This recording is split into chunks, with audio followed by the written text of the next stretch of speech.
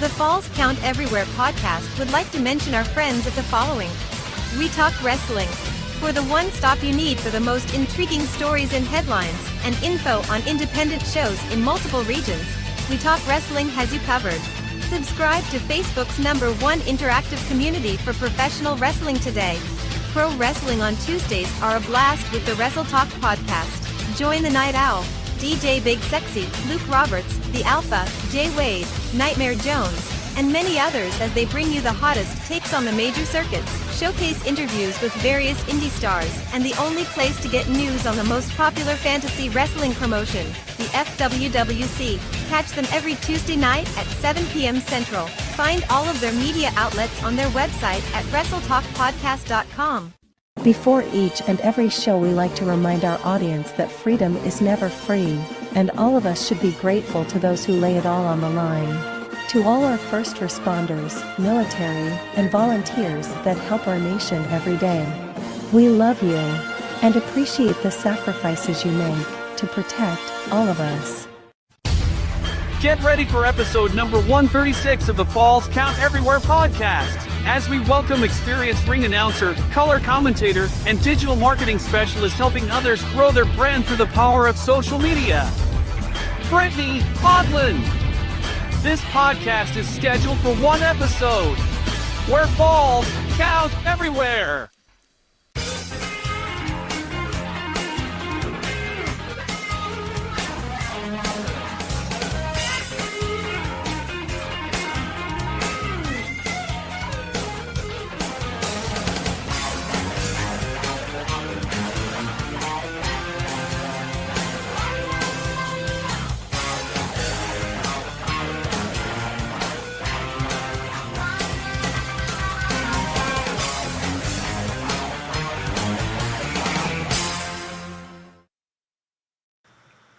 And good evening, everybody. Welcome here to the Falls Count Everywhere podcast. And of course, it's Sunday night. It is episode number 136, and we're about to get things started. That's right. What are you doing? Sorry, it was a notification. What are you doing? What, do I have to have a psych evaluation done on you like every day before we get ready to go on air? Holy cow, what the hell's wrong with you? I got somebody, if you look in the green room for a second, she's laughing her butt off. Oh my God, what the hell is going on with you? That was the Power Rangers Green Ranger calling the Dragon Zord. I think I made her laugh right down the team. I can't wait. Can't wait to talk to her. This is going to be so much fun. It's going to be a fun night, Ruby. This is going to be something else. This is going to be something else. Oh, my God. Oh, well, at least we know one person who's in here, Tyler Cooley, who's in here. Let's see. Anybody else that's in here, please feel free to chime in. Make sure you're sharing the show. We're on Facebook, YouTube, Twitter. Well, I mean, X, whatever the hell it is. And then, of course, Twitch. Oh, my goodness. So we're... That's enough. That's enough. This is why you don't have a soundboard, my friend, because you don't know when to shut up. Knock it off. Stop. Wow. Holy boy. You're going to make me cuss for 10 o'clock. You know that? Nice professional. Wow. Holy crap. Okay, so getting on with the show, and hopefully we don't have it. I think you don't have that as a text tone. You're not putting your phone on silent. There's something else. Oh, it's my text is legitimately my text tone. So I just muted it now. Oh my God. Wait, now that you say that, I got to make sure mine's on. Yeah. That's I don't know. Phone checks. Yeah. So anyway, well, I mean, this has been kind of an interesting week. But I'll tell you what. Let's see. So, of course, you know who we are. We got our name tags here. Hopefully, you read us by now. And I don't know if I feel like introducing myself after all that. But anyway, Z, of course, Z, you've had an interesting week yourself. Do you feel a little bit more invigorated now that you decided to take a plunge into mighty Mississippi in the middle of, like, freaking winter? I did. So I've been wanting to do more cold plunges and getting into that kind of stuff. And I do cold plunges like half butt in my bathtub, but I'm a big dude, so it's kind of awkward. I can't submerge all the way. And then we took the kids on a hike Friday night, and I'm like, man, I'm going to do it. And not Friday night, Thursday night. And Friday morning, I decided to go to the Quinsippy Island here in town and plunge myself into the mighty Mississippi. And I sat there for a mighty 2 minutes with my wife cheering me on. It was a good time. I mean, it was an experience that I'm definitely glad I chose to do for myself. Yes. And GQ, something tells me that you've got a little bit more of some exciting news, at least on your horizon, right? Yeah, we got more of the latest piece of the setup for the Lego display at the Fan Fest and everything. We already remember all these guys, GQ Maniac, GQ Ewing, and everything. He gets a glass case. Oh, we did get somebody new for it. Your faces. You ready? Oh yeah, we're. Oh my lord, dude! I love. That's awesome, Ruby. Oh, hold on, I wonder how well it does it look. Hold on, does it look accurate? Let's see. It's pretty close. It's pretty close. We can't see it now. It's behind the photo. Also, just let it go, bro. I mean, holy cow! I mean. Okay.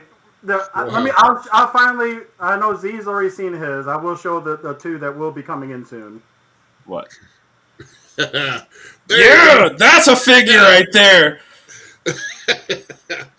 Look at that fit. Okay, now that's a lot better. Why the gray? Why all the gray? They copied off your photo. I mean, come on now, you're gray. You kind of got a small gray bush up there, buddy. It's okay. Dude, silver's in. Don't worry. Hey, if I had you embrace it, so you do too. So let me just say that silver is not because of wisdom; it's because it's turning gray because you're stressing me. Good lord! Oh, you're. Can we talk about Elimination Chamber now? Can we talk?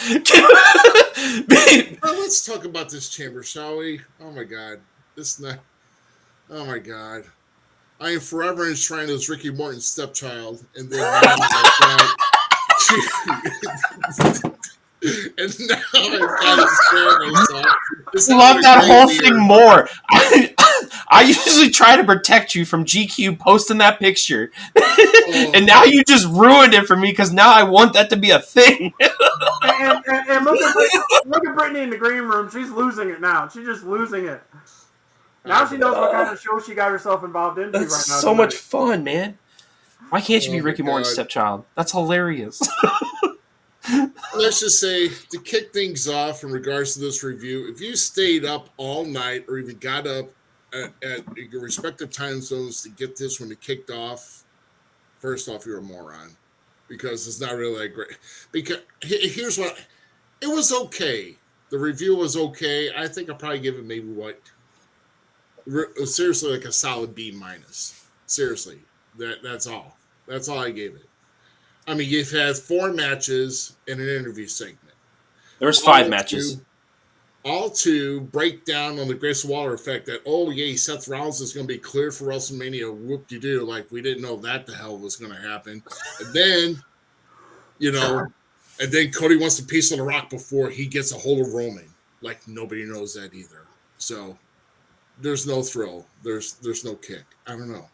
There was also no surprises, in my opinion. I think everything was predictable beginning to end. Yeah, let's not say, let's just kind of say, surprises. I mean, that really intrigues a wrestling fan is surprises. And that's why I wasn't really intrigued.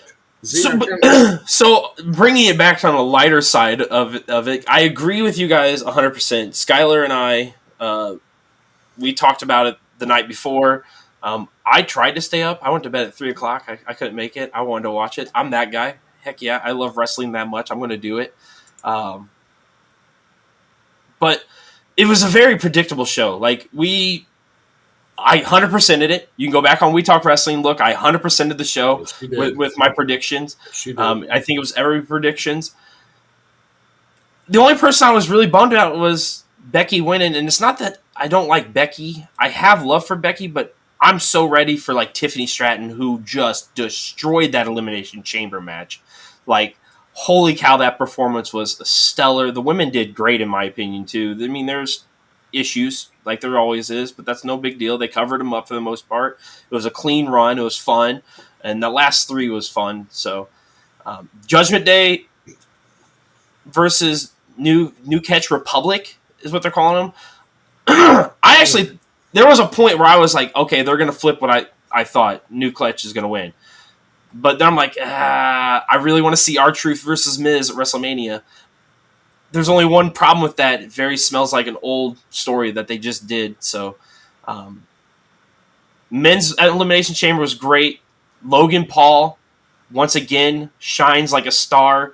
And I cannot believe that I got to say that, but he did, and he was amazing, riding on the pod wall, getting his butt kicked, doing the men killed it. The setups for going forward into WrestleMania, awesome stuff. I was not expecting Logan Paul to blast Randy Orton in the face. So, like, huge props there. Drew winning's logical, what should have happened. And the women, Rhea looked like a beast, but I didn't want to see Miss Nia. That's it. She doesn't appeal to me.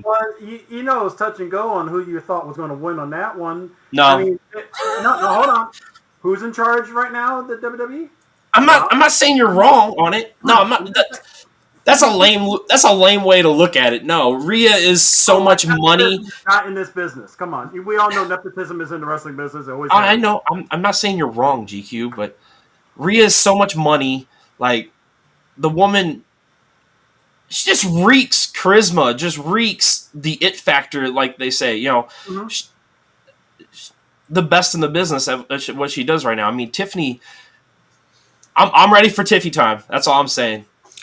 Yeah. Well, as far as where everything goes, like I say, you did call it 100%. I was behind you on those choices, and I knew. But here's the thing. If you guys don't know, and for those who are watching tonight, and let me just kind of give you a tip, okay?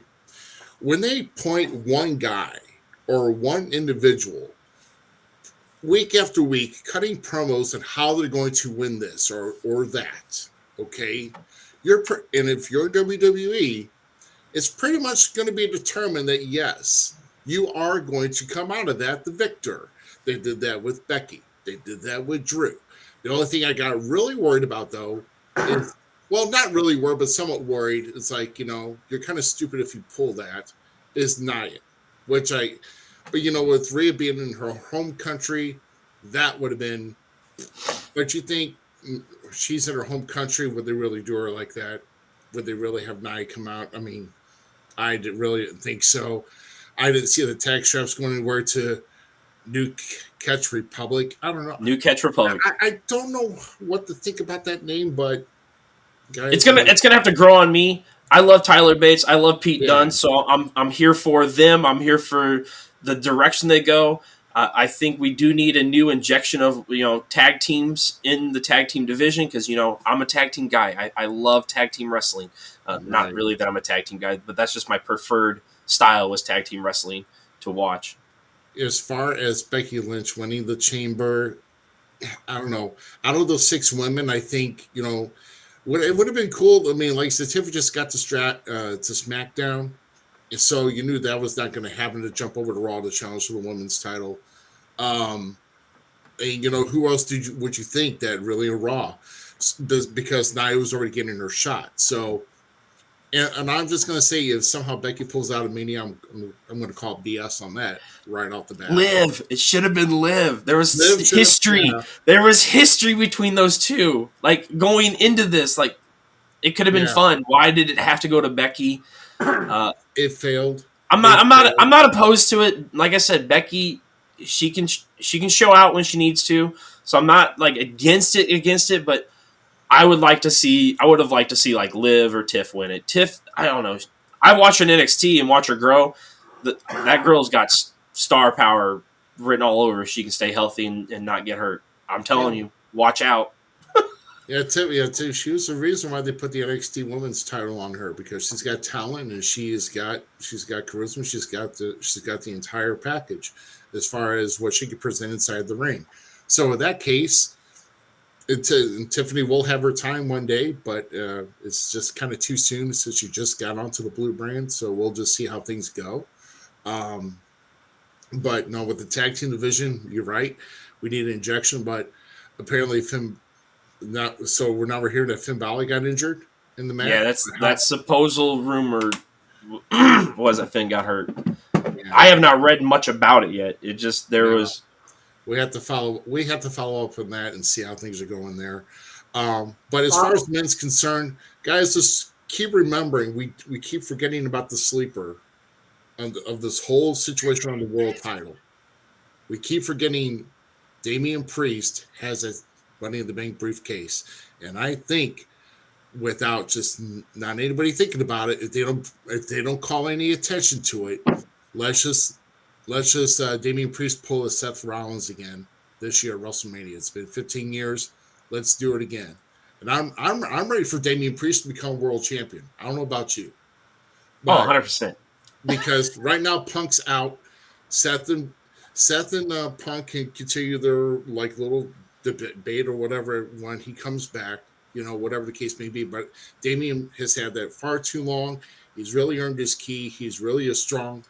If they wanted to start Judgment Day to be even stronger, he needs that title. So I see that happening by and it's a perfect way to eventually get to with Judgment Day specifically. If you put the belt on Damian Priest, right? We saw the conflict earlier last year or late last year, right? Between Judgment Day and stuff going into 2024. Put the strap now on Damian and Rhea continuing to be in the strap and watch the power struggle start there. Like, come on. Like, it's a beautiful structure. So I'm with you. It had to be Drew, though, winning the Chamber. He's been hot. But the only problem is Drew. This is my issue with Drew. Because now we're already talking about another scenario where Drew gets basically effed over. The dude is so good, but he just seems to not be able to, like, get over it. Like, he's at the top. Like, he's over with people. People hate him. People, but he just can't get his belts back. Poor Drew. That's all I got to say. I want to bring up here. One is with Finn being injured. Who's to say that it's specifically them two that are the champions and not Judgment Day, and they use the Freebird rule to keep the belts for themselves? Yeah, I mean, I'm not opposed to it. I mean, nobody's done it in a long while except for New Day at one point in time. I mean, so, yeah. But you're forgetting one wild card that gets involved in a lot of the Judgment Day stuff, which is R-Truth. How does he not pick up the briefcase by mistake, thinking it's something else, and walks out and cashes in himself? Stop it. I mean, stop it. Really? I'm wrong. I mean, it's horrible. Oh my goodness. How many people would want to see it, though? That's the thing. And let's just make another note that R-Truth went to Austria, not Australia. So that is true. That is true. Oh my gosh. Well, I mean, in Austria, you don't drink out of your own damn shoes. I mean, so come on. Oh God, please no. I had dinner too late. I don't even want to think about that right now. I bet it's so disgusting. I don't care what anybody says. So, hey, let me check down your foot fungus, bro. Before we move on to upcoming indie shows, right? We're doing that next? Yeah. Before we go into that, why are we not already hearing about some of the Hall of Fame already? I don't know. It's too soon. I don't know. There's a lot going on. For years, they were doing it at least by January. They started. Tomorrow will be our first announcement. I guarantee. Yeah. But you notice, like last year, it was a short list on the Hall of Fame. It doesn't have to be a big list. I know that, but it seems like they forgot about it almost. You mean midgets made it? It'll be fine. It'll be fine. I'm going to skip right over. We're 41 days away from the first day of WrestleMania. We're good, bro. All right. So you'll hear it tomorrow night on Raw. If not, you can tweet. You can make a post on X saying, "Man, Triple H is dropping a ball." I'm gonna tweet about this. So, all right. So anyway, hang in here about a few minutes. We got a lot of shows coming up here that I've tried to squeeze in about 3 minutes, 15 seconds. Get yourself a drink if you need to. But when we come back, we will have our featured guest of the evening, which is Brittani Houghtlen, and we are going to have a nice, good conversation with her. Not necessarily, but she's not in the ring wrestling, but she's a lot. Ruby's realizing that she's on our side and not. She's a nerd like us. Oh my God! Somebody help me, please. We'll be back here in about a few minutes. Check out these great shows and appearances coming to a city near you. Saturday, March 2nd, Southern Illinois Championship Wrestling comes back to the Belle Claire Fairgrounds in Belleville, Illinois. Doors open at 6 p.m. with a bell time of 7 p.m. One of your main events is for the AIWF National Heavyweight Championship as the defending champion. The Don Father, Lou Gotti, faces the challenge of SICW Central States champion, Superstar Steve Fender. Reserve your seats for this great event by going to sicw.org or by calling 618-286-4848. Also, keep your ticket stub from this show to attend the SICW All-Star Wrestling Show tapings located at 823 State Street in East Carondelet, Illinois the following day on Sunday, March 3rd. Tapings start at noon. Friday, March 15th, Tri-States Wrestling comes to the Time Out Entertainment Center located at 3414 South 22nd Street in St. Joseph, Missouri. Doors open at 6 p.m. and bell time is at 7 p.m. Scheduled to be in action are Jeremy Wyatt, Sam Stackhouse, Stormy Renee, and a feature bout between Franco Varga and AEW's Fuego del Sol. Ticket prices are $10 for front row, $5 general admission, and $25 to meet and greet Fuego del Sol. To get your tickets in advance, visit TriStatesWrestling.com. Glory Pro Wrestling presents the Road Warrior Cup, a 2-day celebration of tag team wrestling featuring the Road Warrior Cup tournament on Saturday, March 16th with a bell time of 7 p.m. and Sunday, March 17th with a bell time of 3 p.m. Doors open 1 hour before each event. Teams scheduled to compete are in the tournament are M&M, The Premier, Violence is Forever, The Outrunners, PME, The New Guys, and more. Featured attraction match on the Sunday show pits Warhorse squaring off against Danhausen. For ticket information and pricing on single event and weekend passes, visit GloryProWrestling.com. Saturday, March 16th, New Breed Wrestling returns to the Eldon Community Center located at 309 East 2nd Street in Macon, Missouri. Heavyweight champ Nothing Meter Derek Teeter, Frodo the Ghost, Slammer, and many of your top New Breed Wrestling superstars are scheduled to be in action. Ticket price is $25 for VIP. General admission is $15. Kids 12 and under are $5. For more information on the event, visit facebook.com/newbreedmo. Saturday, March 16th, Illinois Elite Wrestling returns to the Elks Lodge in Granite City, Illinois as they present Phase 1 March Mayhem. Doors open at 5 p.m. with a bell time of 6 p.m. 3 championship matches are scheduled to take place, and also a first ever 8-man locus of control scramble match where a wrestler can capture a future championship opportunity. Door ticket prices are $15 for adults, $5 for kids. Kids 5 and under get it free. To save money on adult tickets, purchase tickets in advance by visiting IllinoisEliteWrestling.ticketleap.com. Saturday, March 16th, American Championship Wrestling returns to Cedar Hill, Missouri at VFW Post 5331 located at 1 Len Lane. Your main event is a triple threat tag team lumberjack match for the ACW Tag Team Championship as the Bomb Brian James and Marvelous Mark Morton defend against Zero Tolerance and the Lumberjacks. Every wrestler around the ring serving as a lumberjack will have a chair to use legally. Doors open at 5 p.m. with a bell time of 6 p.m. Front row seats are $10. All other tickets are $6. Get your tickets at the door or get them in advance by going to acwtheshow.com. Remember, fans, without you in the seats, there is no wrestling. Make sure you make plans to attend these shows, and we'll see you at ringside.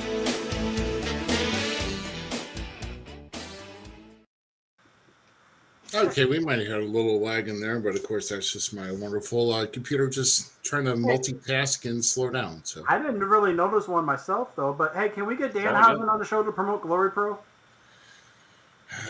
Unless you want to pay for him. So, oh my God, look at this. Already. Yeah. Hey, Pete, are you ready? What? Are you ready for our guest? Unless if you want. Oh, beautiful. You're so good. Okay. All right. That's our truth. Oh, is that our truth now? Yeah, I got our truth. Okay, I was going to say, you're not showing me old monster. There we go. Ladies and gentlemen, here we go. For our guest here for this evening is a digital marketing specialist here who also does seminars and also mainly we brought her on here tonight to get her experience in the wrestling business, not as a wrestler, but she is a commentator, color commentator, and a ring announcer. And she is the queen of the mic, ladies and gentlemen, Miss Brittani Houghtlen. Hello. Hello, Brittany. How you doing? I'm good. And thank you for saying that so many people get Houghtlen wrong. They're not able to say it correctly. So thank you. I honestly was living on a prayer, so thank God. Anyway, well, I see you've been pretty busy here, and you're just kind of back. And what we're going to get into what you were at this past weekend here, and of course that's part of our do up here as far as our questions we got here for you. But we got a lot of fun things here for you. I know the guys have been. I was late showing up to the studio, and of course now you guys are nerding out with the Power Rangers, and And of course, one of our favorite wrestlers. Let's see that figure again. I was just with him this weekend. Oh yeah. Dude, I've been trying to find two. I need to get two because one of them is going to you, Ruby, and I expect to see it right there on the wall. We're going to get you a fig. On the wall? Yes. Maybe he might stand here he might stand on my microphone. Yes, even better. I'm down with that. He's fantastic. I've known him. I've known his wife for a long time. Me and his wife have worked together or did work together for a while, and then that's how I met him. So I've known Danhausen before he was Danhausen. Oh my goodness. I wonder if the guy's got a shoot job, or does he go into the paint every day? I have seen a picture floating around of him without the makeup. You would not be able to tell him at all. How would you like to have him as a Walmart greeter? Boy, I'll tell you. He's a very striking man. He's very striking. He actually has he's very handsome actually. Like it's one of those things of like the face paint is not to hide anything. Oh, I know it's all into the whole aura of Danhausen. So I've yet to try his coffee yet. So from this?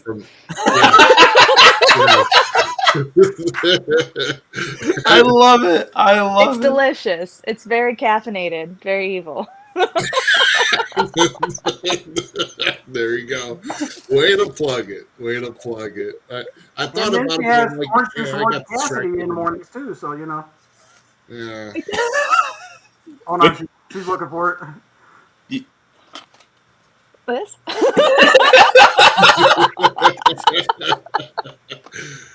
Now you just had a Danny Garcia's the collection. Also works for him too. Works with him too. So. Oh my gosh. So I see you've got a lot of you got a good collection of wrestling memorabilia. So now it almost leads me to start off by asking here when you actually started watching wrestling, who were your favorite wrestlers to watch, and how did you get an opportunity to start working in the professional wrestling business? Well, I grew up on wrestling. I'm in my 30s. I'm 35, so I grew up in the Attitude Era. So it was something that I didn't really watch the wars, I was a WWF or WWE household. I didn't know there was like the whole battle with Nitro and stuff like that. Also, love you, Herb Simmons. You're the best. Yeah, so I grew up on it. My parents grew up watching like Mid-South and stuff back when, so it was just kind of part of the family.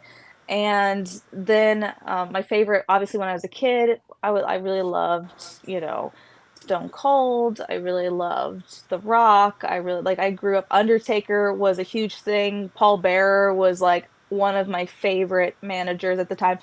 Paul Heyman was astounding when I would see him.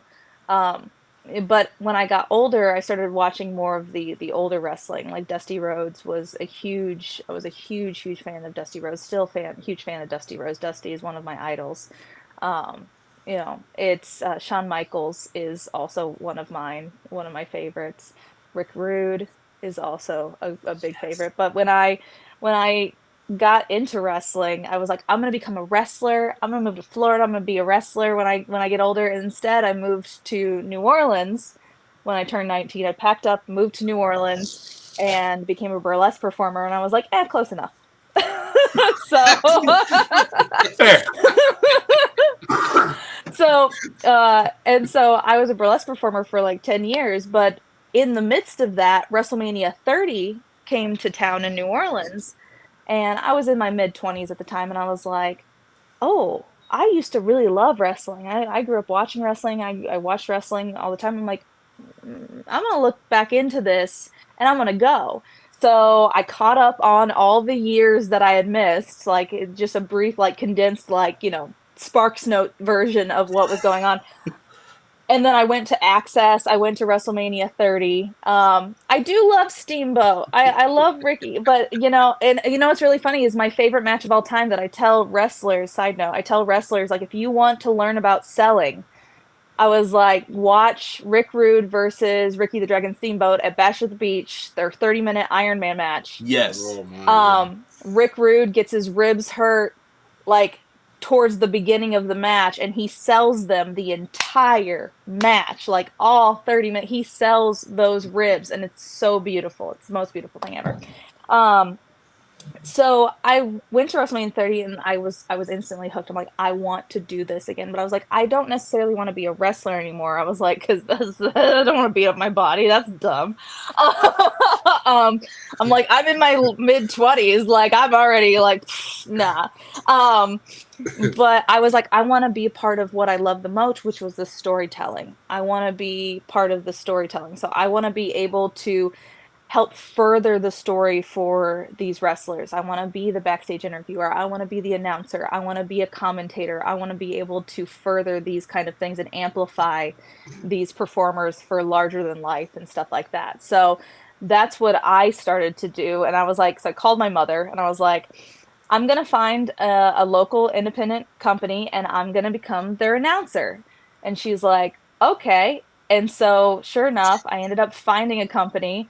And they were looking for an announcer because their former announcer wanted to transition into being a manager. And so they needed an announcer. And they were like, have you done this before? And I went, yep. I don't recommend that in the slightest.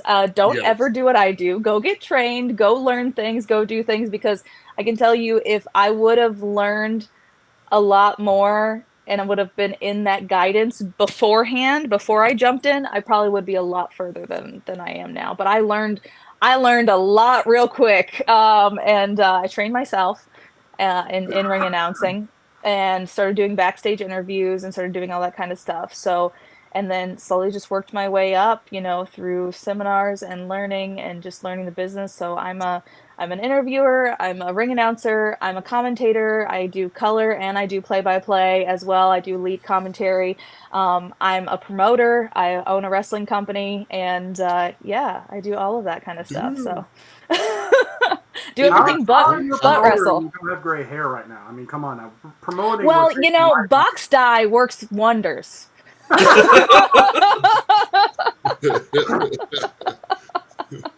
Oh no. Yeah. Oh. So, my turn on this one. I'm changing. Yeah. I'm going to upset Ruby on this one. So when you found out you could not be a Power Ranger, when you had the desire to get started in the wrestling business, what made you decide to work in roles outside of the ring and not become a wrestler? Like I said, I just didn't want to beat my body up, and I have trained in wrestling. So in Louisiana, where I started, we have a wrestling commission, and not every place has a commission. Texas, where I live now, is the Wild Wild West. There's no commission. Anybody can run a show. Anybody can be a wrestler per se. But in Louisiana, in order to step inside a ring, you have to be licensed. The referees have to be licensed. The managers have to be licensed. The ring announcers, the wrestlers, you have to have a license. And thus, you have to have some form of wrestling training and be able to be, at least take a bump, at least, be able to do the basics. So I can do the basics. I'm really glad that I learned the basics because I know how they feel now. So when I do commentary, I have more of a in-depth feel of like how things feel and how things hurt and what goes on and the mechanics of such. But I will never consider myself a wrestler. I do not train anymore. I do not take bumps unless I have to. I do not, I've learned to run away from things a lot faster than actually get involved in them. So I'm real good at running in heels. um, but yeah, that's a trick I learned. But yeah, I just wanted to be part of the storytelling, and I wanted to be something like that. And there's not when I was watching, there was Lillian Garcia, and before that, there was like Mike McGurk. There was only very few females that were either not just interviewers and they were doing like in ring or commentary and stuff like that. And so I was like, man, I wanna start doing that and expand it and have more women doing those kind of roles because you've got a lot of backstage interviewers that are women now, but still very few, especially on the independent scene, that are commentators, and ring announcers. I work with a lot of them, and we all work together. But if you look at the whole group of independent wrestling, it's still like a lot of male ring announcers and an all male commentating team. So I like being able to be like part of a commentating team and like add a little New Orleans spice to it. There you go. Yeah, even in the major Midwest area, I think there's only one, and that would be Phoenix, if I'm correct. That's a female ring announcer at all. I think that's all we have is Yeah. that I know of. And it's a lost thing. It's because probably people would show up more for that than hearing like Tyler Cooley for one ring announce or something. Stop like it. Oh. Tyler's doing good. Tyler's sweet. Tyler's so sweet. I'm really excited. I'm gonna be up for the Fan Fest for SICW, so I'm really excited about that. So when you started going down the route of announcer and becoming that role, I do commentary and stuff. So like I lean to Bobby Brain Heenan, that kind of and then Corey now is one of my inspirations that keeps me kind of like intact. And there's some other guys down the way. I am a fan of Excalibur to a little bit extent. So like Nigel McGuinness is another one that I watch and take cues from when it comes to commentating. With you being the announcer, and you're a powerhouse for a female independent ring announcer. You're a powerhouse, commanding that room. Did you take like from Howard Finkelton, or now is it Samantha Irving? Like, who were your real inspirations for that role in progressing your? Because I mean, you're pretty damn good. Thank you. I try to thank you. So when I first started, I studied Lillian Garcia. That was, Samantha and them hadn't come on the scene yet. It was when I started looking into it. This was 2014, end of 2014, beginning of 2015. So I'm coming up on 10 years in the business as of next year. So I'm excited about that. And also don't know how I feel about that because now I feel old. but so it was Lillian Garcia's who I mainly looked at as a base, and then I began to also study Melissa Santos. Lucha Underground was a thing going on, so I was studying Melissa Santos.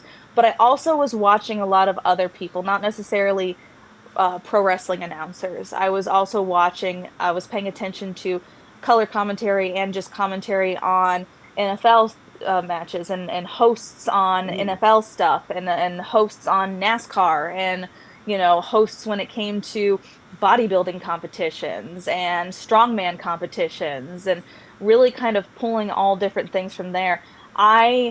Even though I do color commentary, when I'm with certain people, like for instance, when I work at Reality of Wrestling, I'm technically babyface color because Brad is our lead. He's our Michael Cole. He kind of guides us and stuff like that. But for a lot of other companies, I actually am play-by-play. And so I end up, which is so rare for a woman to do play-by-play. And so I end up actually leaning more towards the Michael Cole. I'm more of that kind of like straightforward, like Howard Cosell kind of thing. I'm more of that kind of level. And then also being able to feed into the story. But I'm usually the one calling for if we're doing TV, I'm throwing to commercials. I'm throwing to interviews. I'm throwing to the next, show that comes up next month, and, just kind of continuing there and kind of guiding my other commentators on what they need to do and stuff like that. So I really just had to kind of pay attention to other people outside of pro wrestling in order to be able to get it. And now I've grown to the point where I have my base down, my ground down when it comes to announcing and stuff like that. And so I'm able to add my own little flair to certain things and kind of grow from there. So yeah, it was literally just kind of starting with the root and then kind of pulling from different aspects of entertainment and sports. So that's it. That's No a big great deal. that's a great suggestion. Like I'm now gonna focus more on that. Like I watch motocross and stuff. Why am I not 100%. Pay taking bits attention of, to like, everything. Yes. and then Monster Jam, one of the guys on there, I I really love enjoy. Monster I Jam. enjoy I Scott. auditioned for Monster Jam. Did you? Oh, sick. So Scott on there, he does a lot of like the talking. I can't remember his last name for some reason now, but I really enjoy his way of approaching it and explaining it and articulating stuff. So then, like, I'm going to add on to mine for real quick. So Samantha Irving is one of my favorites right now going as an announcer. Like, holy cow, my wife and I talk about her every time.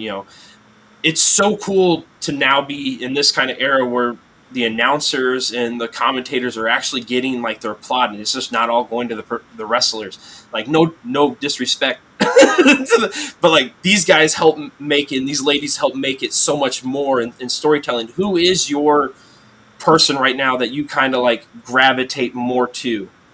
I love Samantha. She's fantastic. So, I had a tryout for NXT a few years ago, and they flew me out to the Performance Center, and I shadowed Alicia Taylor the whole day of NXT, and then I had my tryout the next day on Wednesday with her and Vic Joseph. They filmed everything to send it to the higher ups, but the reason they were doing that was because that's when Greg Hamilton got fired and they were bumping Samantha up to SmackDown.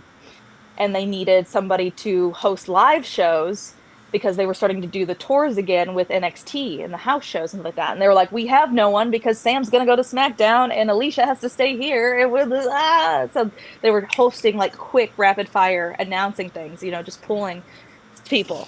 My friend Kelly actually got it. She was Quinn McKay in Ring of Honor. So she's doing the live stuff now. But Samantha was there that day and she was talking about her nervousness when it came to, and Alicia was like, you've got your base, which is where I learned it from. You got your base. Now just add your flair to it and add a different flair to people's names to make it stick in people's brains who those people are. When you think about announcers, a good announcer will not do everything monotone or do everything the same. Like, say, if you're announcing somebody, you're not going to just go, up, down, up, or, like you're not going to say everybody's name the exact same way. You have to have like certain characteristics. If you think in your brain about how The Rock is announced or John Cena's announced or Stone Cold Steve Austin's announcer, you hear certain announcing in your brain and it's a certain kind of diction. It's not all over the place. It's not different. So she's doing an amazing job, like impacting and punching those names into our brain where we're hearing Chelsea Green's announcing. Chelsea Green. Yeah, Love exactly. it. You're hearing it. You'll never hear it a different way again. Like if she announces it a different way, everyone goes, "What?" I didn't like it. You hear it in your head. The same way for Roman Reigns, how she does Roman Reigns. Keeping those kind of things entertaining. It's just, again, it's the same thing that we want to do. Like as announcers, we're there to elevate and there to push those wrestlers and make a bigger impact and help them grow. And so that's what she's doing. So I love Samantha.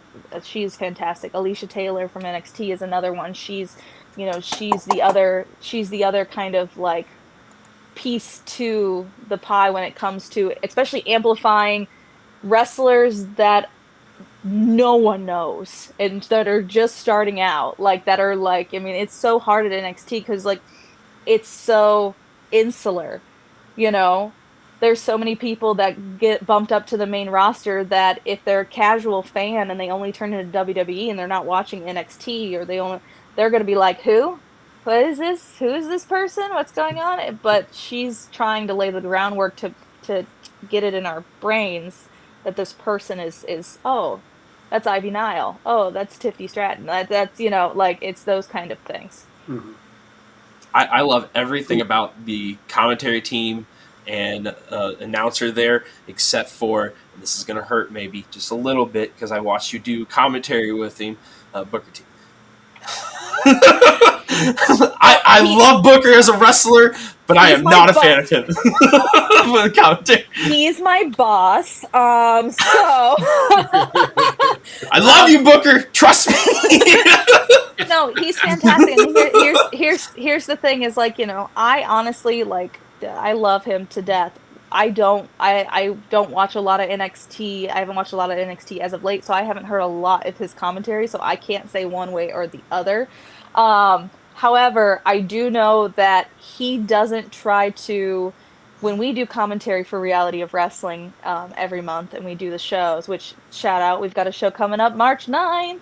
Is Reality of Wrestling if you want to go everywhere.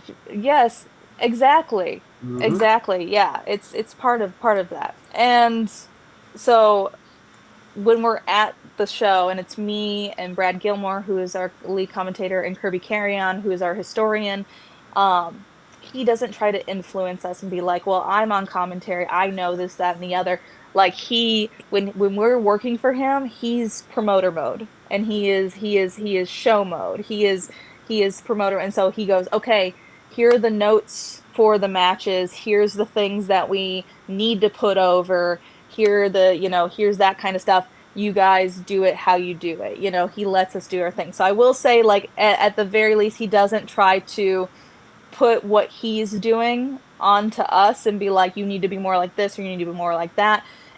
If anything, it's just that he's getting us more ready for TV, because we call everything like NXT. So we call the commercials, we call the upcoming things, we do all of those kind of spots. So we're really, what he's taking from there on his commentary mode, he's imprinting that on us so that we're ready for the next level kind of thing. Like I said, I am a lover of Booker T. I think Booker T is one of the hidden gems of professional wrestling that did not get the stroke that he deserved, really, when it comes to some things. Like Booker T's, we were just talking today about him being a Mount Rushmore of WCW, in my opinion. So like, I think he missed I think the best commentary is when he called his own commentary on TNA, when he took the mic and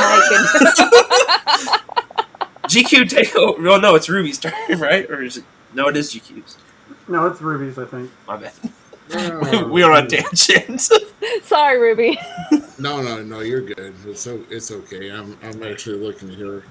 Go ahead, GQ. I saw your note in the chat, so go ahead. So as we were talking with the commentary, because I know me and Z have done commentary together before and elsewhere and stuff, and you do a lot of it with like mistakes, and then as you said, Booker T's. Do you prefer to go by a verbatim script, or just have like bullet points, key parts you need to bring out? Oh yeah, never give me a script. Never give me. If you're gonna give me a script, I might as well just put an AI in there and let the AI, do the thing. It's not going to feel natural. It's not going to feel now.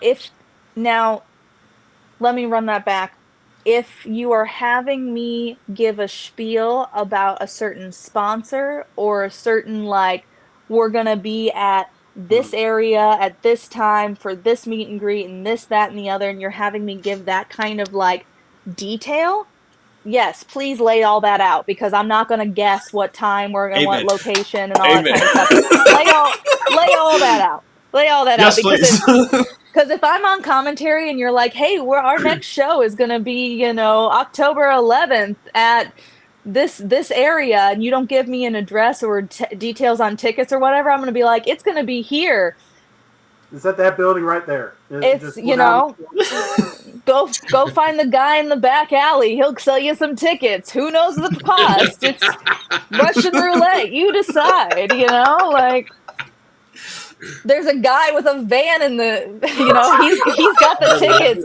Don't worry, it's wrestling. It's not sketchy. You're fine. Shows like that. Yeah, bring your kids. It's okay. Stuff before. So when it comes to that, yes, but bullet points, please. If you've got if you're running shows that are not just what I call spot shows, where it's just like matches, oh, Stryker's wonderful. I've worked with Matt Stryker a couple of times. Never worked with Vampiro, but I worked with Matt Stryker. Brilliant mind. But when it comes to, if you're not just running a spot show, which I call it, which is where it's just literally like maybe a birthday party show or like an event where you're just throwing together some matches and there's no rhyme or reason or story that you're continuing over a few months or several months or whatever, then okay, I can just kind of call it as a match. However, if you like have champions and you have stories and you have battles and you're building to like a big blow off, or you're building to like a big, say that you have kind of almost like a yearly anniversary show that's like your WrestleMania, and you guys are building to that with your stories and this, that, and the other. Please give me bullet points on where this is going, so that I can kind of swayed my commentary to say like, oh, well, so-and-so's, been really, really talking about vying for that championship and like really staring it down. And like, I know he's facing this person right now, but they're in the back, like that kind of stuff. Or if you're doing interviews, say that you're like, oh, I have interview segments that we filmed that we're going to put in post into our shows that we then put on YouTube or Fight or Title Match or wherever you put them. Please let us know if it is affecting an upcoming match, because I want to be like, oh, so-and-so was talking trash. Like, I mean, we just heard earlier, the commentators shouldn't be in the dark about those kind of details, because if they're in the dark about those kind of details, it's going to affect how the commentary sounds, and works with the actual connection of the show itself. So you can't leave them in the dark. That's like that's like if you left the announcer in the dark about a match being, a non-title match, and somebody comes out with the championship and the referee doesn't even know it's a non-title match, and then the referee holds up the belt even though you told the entire audience just then and there it was a non-title match, and the referee just doesn't listen. I've been on those shows where I've been like, okay, is this a title match? And they're like, no, it's non-title. I'm like, okay, cool. So I specifically are like, the following contest is a non-title match scheduled for one fall, and like do all the kind of stuff. And then the referee comes out and holds the belt up, shows it to everybody. And the other wrestler, who is also clueless, is like, yeah, I'm going to take that belt. And I'm like, unless you physically steal it, you are not taking that belt, because I just told you it's a non-title match. You mean to tell me that there's a lot of companies that don't know what they're doing half the time like that? No. I know, I pulled the wool over your eyes. We're all put together, I promise. Wow. Yeah, I definitely agree, though. I mean, because bullet points, I couldn't stick to a script. I would tell, someone hands me a script and be like, "Yep, here you go, buddy. I'm done. I won't even do it." Bullet points, because, and like I said, you got to have that natural feel. I guess, taking from what Stone Cold said some time back, you got to have that organic feel to what you're doing behind the microphone, or what you're even doing inside the ring. Like I said, even if someone throws me a script match, I'd be like, well, there's only one person I knew about that tried doing a script match with me on this level of where I'm still at, that I've been at for like 28 years. It was like I know, I'm not mentioning his name, but we all, at least I know who it is. Put your hand down, damn it. It was me too. Remember that one match? I mean, but that cowboy sailed a long time ago, and he's no longer to be found anywhere. So it's like, at least I guess I kind of went, when you botch your tryout, you kind of know where to be found afterwards. But just tie that around right now. We'll put it. We're just walking around like that. But anyway, and before I even get into this, because we've got a couple of quick things here, because I've noticed here that you've actually got a product that you're affiliated with that I actually like, and I haven't had it for a while, but it's something like this. I like a little buckshot every now and then too. Yeah. So guess what, guys? This is some good stuff. I got pre-workout over here. My shaker's getting drained and everything else. Yeah. So this is bucked up. Yeah. So if you want to get yourself right, yep. get bucked up. And yes, make sure you say that with a B. So yeah, I'm looking at all of that raining now. Use that promo code BRIT21. That's BRIT21. Get 20% off your order. Okay, and then I'm gonna keep this up there during our during at least this next question here, because we're gonna have another little fun segment after we discuss that question here. So Oh with my. that being said, I like to promote. I like to push everybody I possibly can. That's basically why I'm here, because I've been in the business for longer than I care to even brag about. But when you see, I mean, what do you see that most people are businesses? And this, I mean, I like to self critique. I mean, but I, so criticize myself a lot, I would say. But what do you say, when most people are businesses who are in the wrestling industry, what do they fail to do when they're trying to promote themselves? And what can be done to help improve their growth? I mean, maybe they're going down the wrong avenue. Maybe they're just doing something that's just not appealing, or but if they're failing that aspect, what do you think in your expertise? What do you think somebody could do to turn that around? Uh, First and foremost, so many people that in the industry or any entrepreneur, the main thing that they're lacking is that they're just not doing it. They're just not posting. They're just not like there's so many people that view social media as a bad thing. And yes, it is, I'm not going to say that I love being on it. I'm not going to say that I love, promoting and pushing myself all the time and coming up with stuff, day in and day out. But if you have yourself, you just do it. Just post it. You're like, "Oh, it's not perfect." It doesn't matter. Post it. The fact that you can grow and you can show growth. I tell a lot of new wrestlers, like a lot of young wrestlers, if they're just starting out and they're like, "Well, I don't really have a gimmick yet. I really don't have a character. I really don't have, this." I'm like, "I don't care." You know, Show yourself starting out.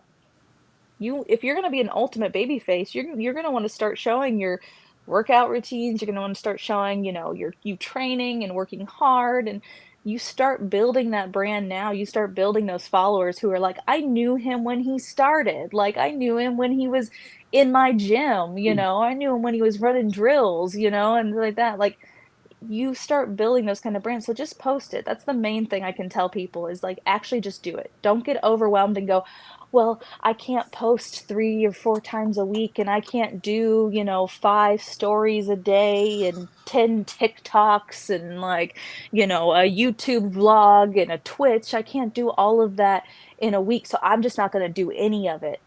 Just start with 1 post. Start with 1 post a week. I don't care. Start with 2 posts a week. Start with 1 video and one photo. Start with something and start seeing that because social media is a magical thing that you can do a lot of stuff for free. And I don't care if you're like, "Oh, well, I posted a video of my last match. I posted a highlight of like one of the cool moves that I did and like only 100 people viewed it." That's 100 free people that didn't see it before because you didn't post it. Like, it didn't go viral. Like, viral is such a small little bit that we hold so dearly, but those 100 people that saw it, they might even if 10% of them go buy a ticket to your next show, that's 10 more butts and seats. And if you just keep doing that over and over again, like that's just more people that start to see you and grow. So Mhm. it's a long game. Like a lot of people think that it's instant gratification because everything is so instant on social media and everything is so instant now, but it's the long game that you play with that kind of stuff. Yeah, I So know. Sometimes sometimes it's kind of uh, you got to find the right things to get things to start trending. You know what I'm saying? Mhm. It's just I'm still like this. And I admit that I can't. Well, here's the thing: the two killer words are can't and don't. And Mhm. I accidentally say it, but if I accidentally say it, somehow it's already Thank you, programmed Herb. inside of me. So you know, and and I'll just say I hate that I've gotten into that to where like, well, I got this going on, that going on, and that's why I can't. There we go again. I can't. Yeah. So It's such a it's that negative mindset. I'm gonna get like yeah, real woo woo on it, but it's one of those things of like, training yourself to be more positive. I've been doing that this year and like being more, setting I always tell people to set safe goals and stretch goals. Like set yourself a safe goal so you can feel good about, okay, well, I've done this. Say, okay, every week I'm gonna post one post a week. I'm gonna at least do one post. That's my safe goal. And then my stretch goal is I'm going to post 3 times a week. That way, regardless, even if you just post once, even if it's a picture of you and your family, or it's a picture promoting the next upcoming podcast, or it's a video from Eclipse, or just like where you're gonna be next, like you did that one post, so you can do it. You're like, okay, I did it. I hit my goal for the week. And then that way, if you make 2 posts and you're like, oh, I did more than my safe goal. Like I exceeded what I thought I was going to be able to do. So it's just those kind of things that you start building yourself up for. yeah, and like I said, it's something that has to get in the mindset because um, when I see my 15-year-old just take pictures and they're just posting stuff on Instagram, just like photos, and I'm like, okay, how many? I always want to say, how many followers do you got of taking? You just took a picture of the sunset going through my windshield. I mean, how many? I mean, how many are following that? But I could be funny about it, but who knows? Maybe they've got hopefully a safe following. Yeah, Um, and that's the thing is like you can get a following from all that different kind of stuff. I mean, and it's, you want to show a little bit of your human side too when you're posting, like, like, especially if you're a wrestler and you are a character, but you also want to show, you don't got to show like if you have kids, you don't have to show your kids if you don't want to. You don't have to show that, but you want to show that you do certain things, like maybe you do food reviews, or maybe you like going to sports games, or maybe you like a certain team, or you it can incorporate those kind of things into your daily life and be able to pull from those genres as well when it comes to followings. Because somebody might not be into wrestling, but they might love the Cleveland Browns, and they go, oh, this guy's a huge Cleveland Browns fan. What does he do? He's a wrestler? What is this? I'm gonna look into this. I've got, a 6-year-old and this, 8-year-old boys, and they're rambunctious. And this guy's coming to Cleveland, Ohio or he does a show here. I'm gonna bring them because, I'm gonna support a fellow fan, of the sports team I love, you know. there you go. Think of it that way. There You you know, go. Yeah, veteran-owned businesses. How many veterans do you know that really hearken on only working with other veteran-owned businesses or veteran-sponsored, supported things? If you tell somebody that it's a veteran-owned place, they're more than likely going to lean towards using them for any kind of job that they have. So the fact that there's a lot of wrestlers that are either active military or, retired, you know, or doing any kind of, event that harkens to helping veterans or is a charity for veterans or gives, free seats or discounts to veterans and first responders. Those are kind of things you can put out there to promote as well, so that you can also be like, hey, we're giving back to the community. We're shining a spotlight on people that sometimes are forgotten in this day and age. And we're also showing that like there's also some entertainment and fun after the military. Like, there's 3 wrestlers that we have that are, from the, retired army, or something like that, and now they're doing this. Like it gives people those kind of outlets to see people that are part of a brotherhood with them doing those kind of things.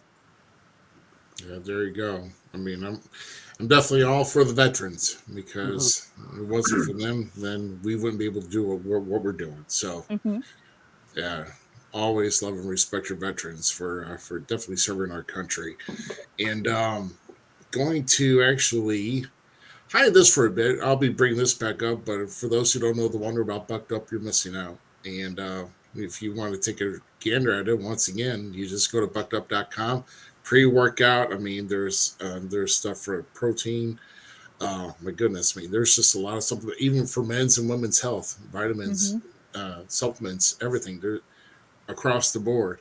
And then, like I said, use Britt21, BRITT21, and that gives you 20% off your order. So I'll be putting back that up here in a short bit. But we're at that point in time, and for those who regularly watch the show, you know what time it is. Yes, sir. It is that time where we are going to show a little funny side here to us here, and it's time for Wrestling's Gold Memes, everybody. There we go. Here we go. And there, no sound clip. What? It didn't come through. It didn't come through. No. Well, I heard it on my side. Why didn't it come through on here? Let's try it again. Not again? Nope. Not again? Golden memes. There, we're good. Yeah, there you go. I don't know. Okay. Gold Ranger power. It's funny how I can hear on my side and not on that. So it's okay. Let's just get to the good ones here. Let's first start off here. You know, you got a new opportunity here, and show up on your first day. You start a new job, but aren't sure what the dress code is.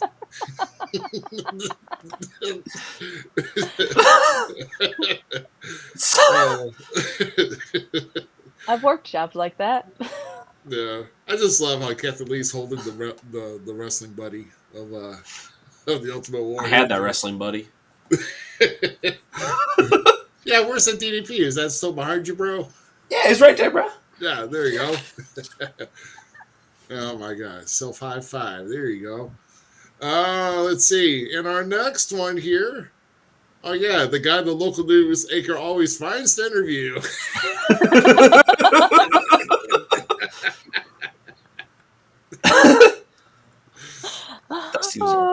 I said the wind was so strong and the trees are tumbling down.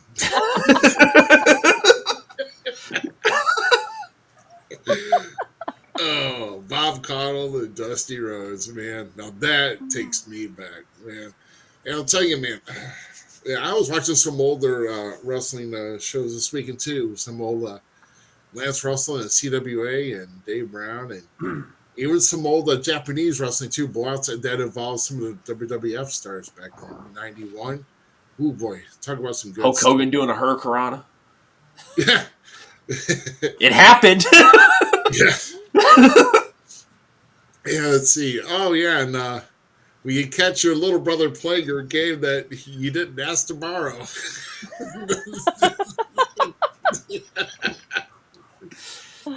I'm so happy that Jack Hagar and Orange Cassidy are going to be coming together in AEW. Good stuff there. Get ready. Oh my gosh.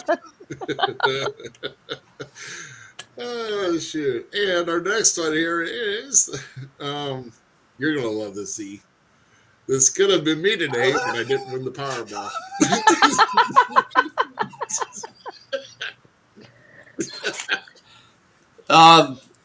One of the greatest heel villains of all time in professional wrestling. Mm-hmm. Oh my god. It's a nice mink. Well, these days you hope it's a faux mink coat, but you know. Oh no, it's probably real. Oh my gosh. Oh my god, yeah.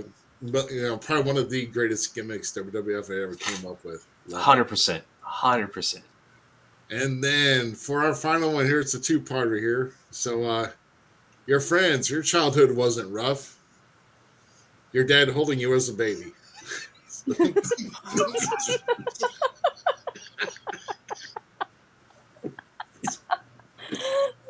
Oh my goodness. We're going to be canceled. When Snitsky punted that thing into the crowd, I was just like, ah, what? You can do that? I don't care if it's fake or not. Snitsky's underrated. Boy, you're talking about... That's good. You're talking about one of the most messed up segments here. What happened at the end of this?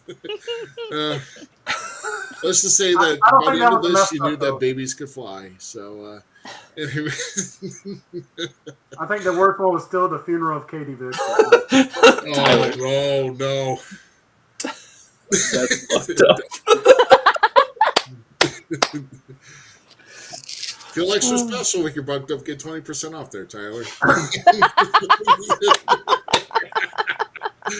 All right, there you have it for this week's golden memes. Hopefully that kind of cut a little bit of a humorous flow in the air.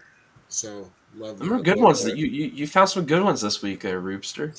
Yeah, I know. It's something that you get in the pinch. It's like, oh gosh, what can I get? What can I get? There you go. Found it.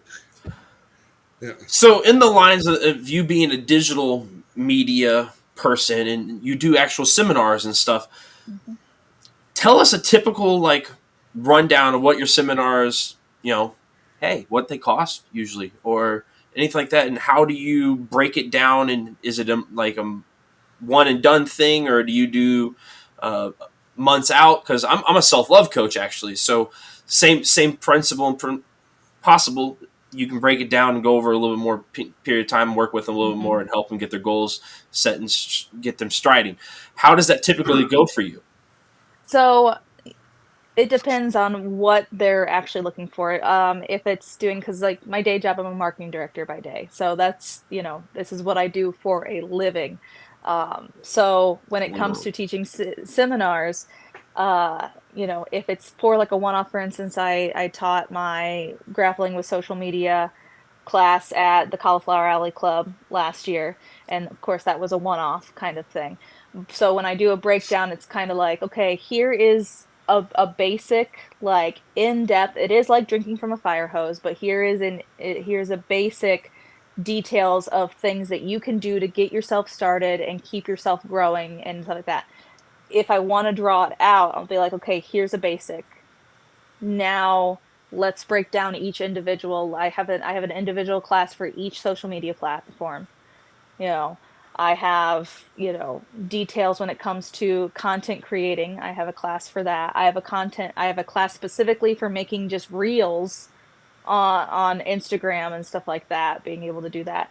And then I also can do one-on-one coaching when it comes to, okay, you're doing all of these things, you're doing these things, what can we look at and analyze to take you to the next level? What can I look at the analytics of your social medias? What can we do to amplify you specifically even more? But a lot of the classes I teach, grappling with social media, which is my basic class, that's the first one I basically force people that they're like, oh, I want a class on Instagram. I'm like, I'm not going to teach you that one first before I give you this one, because if you don't have this one, you're gonna get lost. Like, I'm gonna lose you. I'm gonna go over some basics in that one, but if I don't give you the foundation first, like if you start building that house, like it's gonna fall. So like I need to give you that, Aww. Herb is wonderful, and Herb was there at the Cauliflower Alley Club when I taught the class, and he, like it was amazing to teach. I had such a full house of wrestlers, promoters, like young and old, like people who have been promoting like Herb for a lot of years, and people that were just for like brand new wrestlers that had come, and JBL sat in at one point, like it was a really fun kind of thing to give my, not only target it towards wrestling knowledge and the things that I know about wrestling and about promoting and pushing yourself, but also then adding in my actual marketing brain and going like, you can do this. Like these are things you can do to amplify you as a business, as yourself, and here are things that the promoters can do, and here are things that you guys can do together to make all of this work, that kind of thing. So I try to start off with the basic one, and then I can, like you said, with your self-love coaching, you can draw it out and give more in depth. But they gotta start somewhere. 100%. I love it. Yeah. How does it feel though? Like, because you said you had old promoters and new promoters in there. How does it feel being somebody, you said about 10 years in, like giving back like that, and then having the older guys, the older guard, go, you know what, we're gonna sit, and she, her's been complimenting you left and right, up and down. How does that, like, what does it feel like to give back that? Like, because I'm learning a lot right now just from you, and I get to just sit here and sponge off. But it's cool to see, or you to tell us that JBL sat in. Like, that's pretty legit. How did that?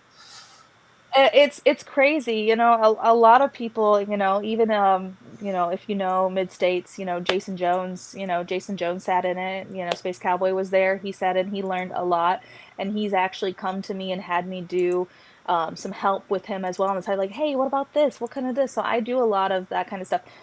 Reality of wrestling, even Booker T, like, I help with their YouTube and I help with all of that kind of stuff and their social medias. I'm helping them grow even more and get even bigger. You would think somebody like Booker T or something like that would be like, oh, they don't need that.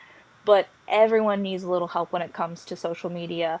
If you don't have, if you're not paying for a marketer, or you're not paying for a marketing team, or you don't own your own marketing team like WWE and AEW and stuff like that have, if you're the sole person, me, myself, and I, doing it for yourself, you've got to have help somewhere. And it's crazy, and it's very, I'm very happy and very pleased because, when I first got into the business, it was, and it's still told today that veterans won't listen to younger people. They're set in their ways. Like, veterans are not going to listen. If it's not broke, don't fix it. I've been promoting for umpteen years, and I've never had to use digital social media, Google gobble stuff to promote. Why would I start now? Like, flyering and beating feet has worked well for me. I don't need to know, the snapper chats and the shit talks, like, it's just, I don't, it's so the fact that I'm finding that that's not true, because I was really scared when I approached Ron Hutchinson. Yeah, thank you. And I came to him and was like, I want to do a seminar, and I want to do this, CAC seminar. And, and he was like, all right, let's do it. Yeah, it's the tickety talks. And, cause they'll be like, I don't want to do no dances. Like,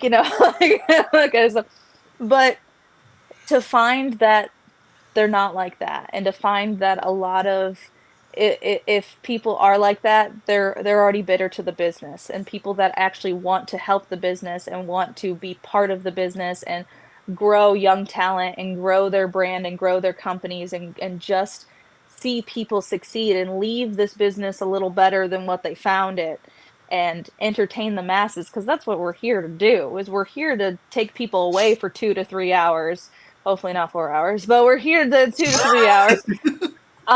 Too long. And give them a break from the chaos of the world, and give them that roller coaster of up and down emotions and feelings and fun, but keep it in a space that is contained to where they know at the end of the day everything's going to be okay.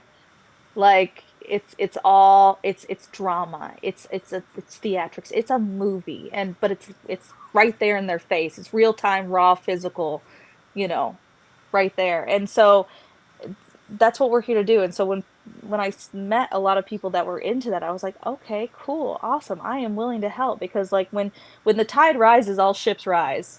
So like, if I'm helping, this person over here in California boost wrestling to another level, and they're getting casual fans or people who have never seen live wrestling or didn't even know that there was independent wrestling literally almost in their right backyard, come to shows, and then that translates to those people, those wrestlers, then getting booked in, North Carolina, and fans from California who have now become diehards of those people travel to California or travel to North Carolina to see them and promote it on their social media.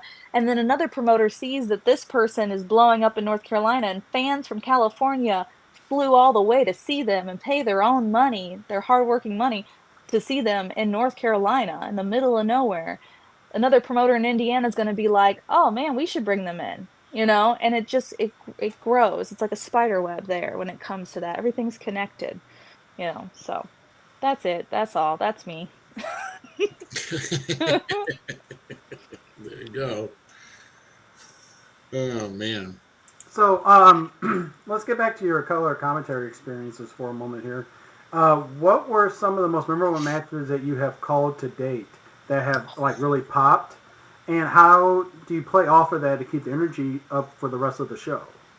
Oh my goodness. I would have to say calling Booker T's return to the ring when he made his return. He made his return to Reality of Wrestling right before he did his Royal Rumble spot and then officially bowed out and retired.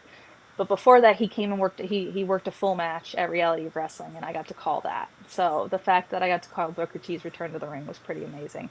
I've gotten to call, God, so many matches. WrestleCade is fantastic. It's in North Carolina as WrestleCade, and I've called several amazing matches at WrestleCade, and worked several things. Anything that is Jay Briscoe and Mark Briscoe was truly special. I have to say that I've now announced or now have commentated 5 NXT talent matches at Reality of Wrestling because we have a connection with NXT, so a lot of talent is coming over.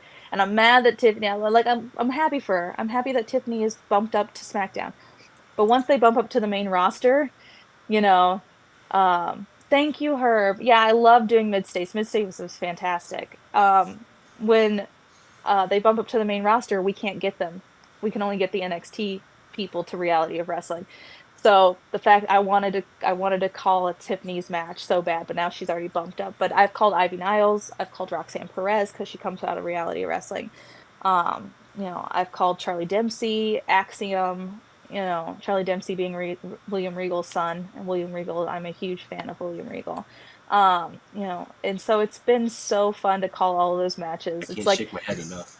yeah, we jokingly call ourselves, because it's me, Brad, and Kirby, we jokingly are the unofficial official NXT commentary team because we've called like 5 NXT matches. I like that.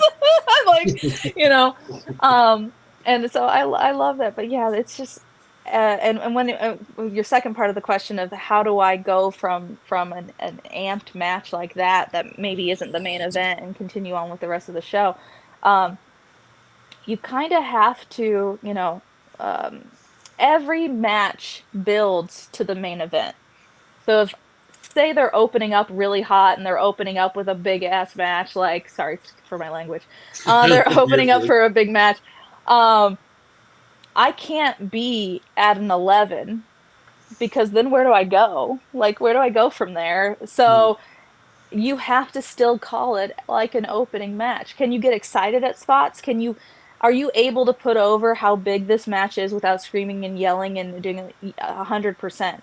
It's about the language you use. It's about the tone and the feel that you give. It's about also laying out, and that if it is an epic match and the fans are going crazy and they're chanting "this is awesome" or they're chanting whatever chant they are, laying out and just letting the crowd hear, just letting the fans hear that energy, like that's a moment you can kind of take a breath and go, I don't need to say anything because they're hitting what everything that I could possibly say, the fans hear, the fans know, the fans can tell. So there's certain points where you can do that. So, it's still the hardest hitting match is going to be your main event, regardless of what's going on throughout the entire show. But you can still translate and communicate with the fans that are listening that this is an epic moment without hitting that 11 mark for that. So that's how I do it. I still just build to the main, regardless of who's or what's, really in my mind, my main event. Yeah, that's a tough one because I am such a fan for the business Me too. is stepping back outside of that fandism for that moment, and then like just calling the match for what it is. And like you might have a guy on the card or a girl on the card that you're like, I like this person. I like where they're going, all that kind of stuff. You want to kind of give them a little more, but at the same time, you got to make sure that balance is there and stay in Oh line for yeah. both And competitors. I've gotta put, it's like, some of these people like are my friends. Like I want to see them succeed. I want to see them grow, or they've already gone, for instance, Roxanne Perez. Like I've known Roxanne Perez since she was Roxy at Reality of Wrestling. So seeing her come back, like I'm so hyped. I love her so much. I'm so happy that she's there. And there's so many people that go there or are going to go there that I really just want to like their matches. Like I'm just like, yeah, or I get concerned. Like for instance, as a few of my friends have done like ladder matches, and like you can't be the especially if you see like if a move gets botched or somebody gets hurt or you see somebody land wrong on their head, and you have to be, I'm the commentator. I can't go, oh God, I can't focus on that. So it's hard, but you really do have to separate, your relationship to your fandom and your relationship to your potential friends that are putting their bodies on the line, and just call it as if it's, you are the voice, you are the voice for the people that are listening in. You are, you're not there for the fans obviously that are in attendance, but you're there for the fans that are going to be listening at either at a later date or listening live right then and there. And so you have to be able to separate yourself from that, when it comes to that. Now, do I instantly, like after the match is over and if there's an intermission or a break, do I instantly like take my headset off and run to the back and make sure that they're okay and check in on them? Absolutely, I do. However, in that time, I'm trying not to, especially with my husband being a manager. I watch him get attacked. I watch him get choke slammed by Big Kaz or Kaz XL or Big Bill or whatever he's called today. Um, you know, um, and I've seen Scotty Too Hottie do the worm on him. I've seen him take bumps. I've seen him go through tables. I've seen him do things, and so like, but I'm the commentator, and so I can't, as a wife, go, oh my God. It's the same thing that Veda Scott and Speedball, Mike Bailey have. Veda's mostly calling a lot of Speedball's matches, and I've called matches with her where Speedball has gotten injured or gotten, gotten cut or gotten hurt in some way, shape, or form, and you have to keep it. You just got to keep going, and you deal with it later, that kind of stuff. So, yeah, it's hard, but yeah, you got to find that separation. Yeah. So the first conversation we had with you this evening when you came into the green room was nerding out, and you this past weekend nerded out at Oklahoma City and a Comic-Con. Which one was it again? PopCon. PopCon. How do you feel about pushing your brand at a Comic-Con, a PopCon, and wrestling, and how does wrestling fit into that world of pop culture and pop phenomenon around all those? Give us your run on that. Well, I mean, I feel like, it's super easy. It's, a lot of people try to separate pro wrestling. Either they separate it in two ways. Either they try to separate it from sports because they're like, oh, well, it's entertainment. Or they try to separate it from entertainment because like they're like, no, we're old school, we're pro wrestling, we're a sport, we're grappling, we're hard, but it's a beautiful blend of the two. It's the beautiful bridge between those two things. And pop cons and comic cons and all those kind of things have started to blend all of that together. Like for instance, this pop con has had, it has movie stars, it has actors, it has musicians, it has sports figures. They've had like baseball players, basketball players, and then like, movie stars and actors and this, that, and the other. But then the pro wrestling is that kind of bridge. The reason they can do that is because they're like, oh, well, we have pro wrestlers. Pro wrestlers are athletes, but they're also entertainment. So if we have athletes that are entertainment, well, then of course we can have other athletes to balance out that athlete side, and we can have other entertainers to balance out that side. So it's the beautiful bridge in between the two, and it's a time where you can promote, like I said, to the casual fan. Um, if you are not trying to reach your community, trying to reach the casual fan, as it were, trying to reach somebody who maybe only knows of The Rock because they've seen him in Fast and Furious or whatever. And so they're like, oh, he used to be a wrestler. Now he's Dwayne Johnson, Or they only know of Hulk Hogan because they've heard of Hulk Hogan and they've never actually watched a wrestling match before. Those are the kind of people that you need to start getting, because in order for the entertainment to grow, we need to reach out and grow our fan base. We cannot keep it insular. Then you start creating an echo chamber, and then everything is the same, and everybody has the same opinion, and everybody has the same ideas, and everything is the same, over and over and over again. So you really have to start, and that's Comic-Cons like that are the perfect place to start interacting with fans and interacting with people that maybe don't know, again, about independent wrestling. I can tell you, like, I didn't know at all about independent wrestling until I went to WrestleMania 30 and WrestleCon, which was because WrestleCon travels around wherever WrestleMania goes.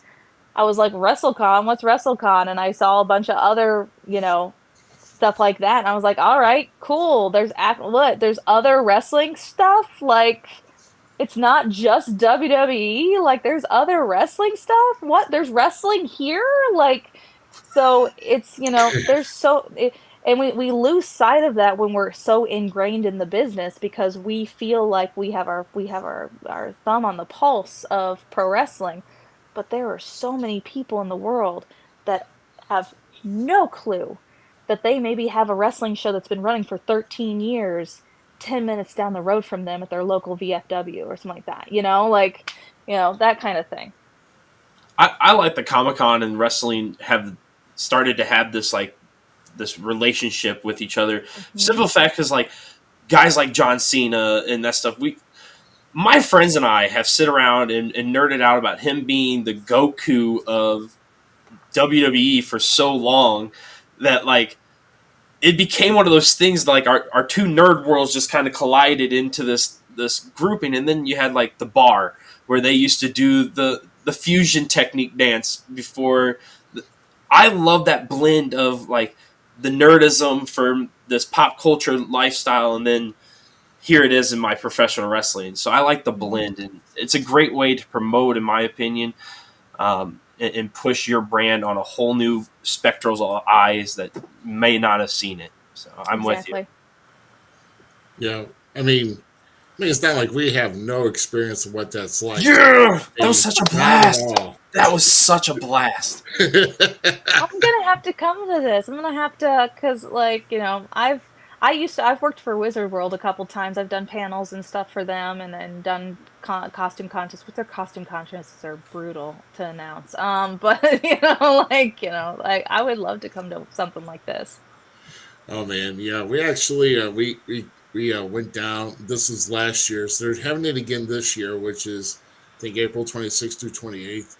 We got the invite from the Heart of the Ozarks Wrestling League when they were having guys down there, and multiple guys to, like, I guess, promote. Mm-hmm. I guess, which they haven't got off the ground yet, but I'm guess they're getting there. But no, this is fun. Me and Z took a ride down there and tried to do a one-day simulcast, and let's just say mobile data was not great as far as trying to. There's a lot. We went into 8-bit mode a lot that day, so it was fun though. It was a blast. Fitting for a gaming convention. That's fine. It was a blast. The thing is that the lady was supposed to come by giving them, like, the Wi-Fi password. It's like, she never came back around. She never did. It's like, man, come on, that sounds accurate. It's like, I want to do more. Hopefully we can get our teeth more into some of those things, because it was a blast to get into a whole nother atmosphere and see that side, and the fact that you had wrestling fans. There's a bunch of people in wrestling shirts, so, like, why not have wrestling there? Mm-hmm. So I'm with it. Yeah, like, so, man, it was good, but man, I could have, like, I wanted to track her down, like, hey, it's like, here's $10. Now, what's the dang password? Right? It's like, oh my gosh. Let's do this again here. Once again, that's for Buck. I didn't get a chance to do the whole bucked up logo on that, but that should do it. That's fine. That Yeah, works. yeah. I've got plenty of Buckedup.com. bucked up. Here we go. Yeah, Let me just Still get the logo up there. there you go. It's up there. And I like Brittany. Tyler Cooley's watching. You don't need any caffeine supplements. You just need overall wellness, sir. Get some vitamins. Put some hair on your chest. They also have the no stim pre-workouts. The what? They have no stimulant pre-workouts as well. Bucked Up So you don't have does. the So like jitters. no caffeine, no anything like Yeah. that. Yeah, the CAC Cauliflower Alley Club is amazing. I'll be there again this year with my husband Nigel Rabid. We go every year now together. It is an amazing charity for wrestlers. If you are not, and you don't have to be part of the business in order to be a member of the Cauliflower Alley Club. Memberships is like $27, I think, a year. If you want to be a lifetime member, I think it's around like $300, and that's one time fee. But all of the money goes into the charity, where they help pay for medical bills and expenses of pro wrestlers who are down and out or he needs some help. Rudy, I know in this business is that, once you're done with pro wrestling, or if you're out of pro wrestling, there's a pat on the back, and there's no 401k, there's no health insurance, there's no there's There's not. Oh. Ruby, I'm so sorry to tell you, Ruby. I'm sorry I'm the one who has to break this to you. There is no 401k, there's no health insurance, there's no, unless you have it set up from a job that you've had before, pro wrestling doesn't provide that. There is a pat on the back and a thank you for breaking your body down for all these years to entertain us. Yeah, here's an expired coupon. Thank you. Good luck for Bennigan's. Good luck with those knees. That kind of thing. So it's just one of those things of like the CAC really helps out so much, and it's also just part of the community. We really need 51 years, you just now broke the news. I'm so sorry. I'm the bearer of bad news when it comes to that, guys. I was given a paper on that.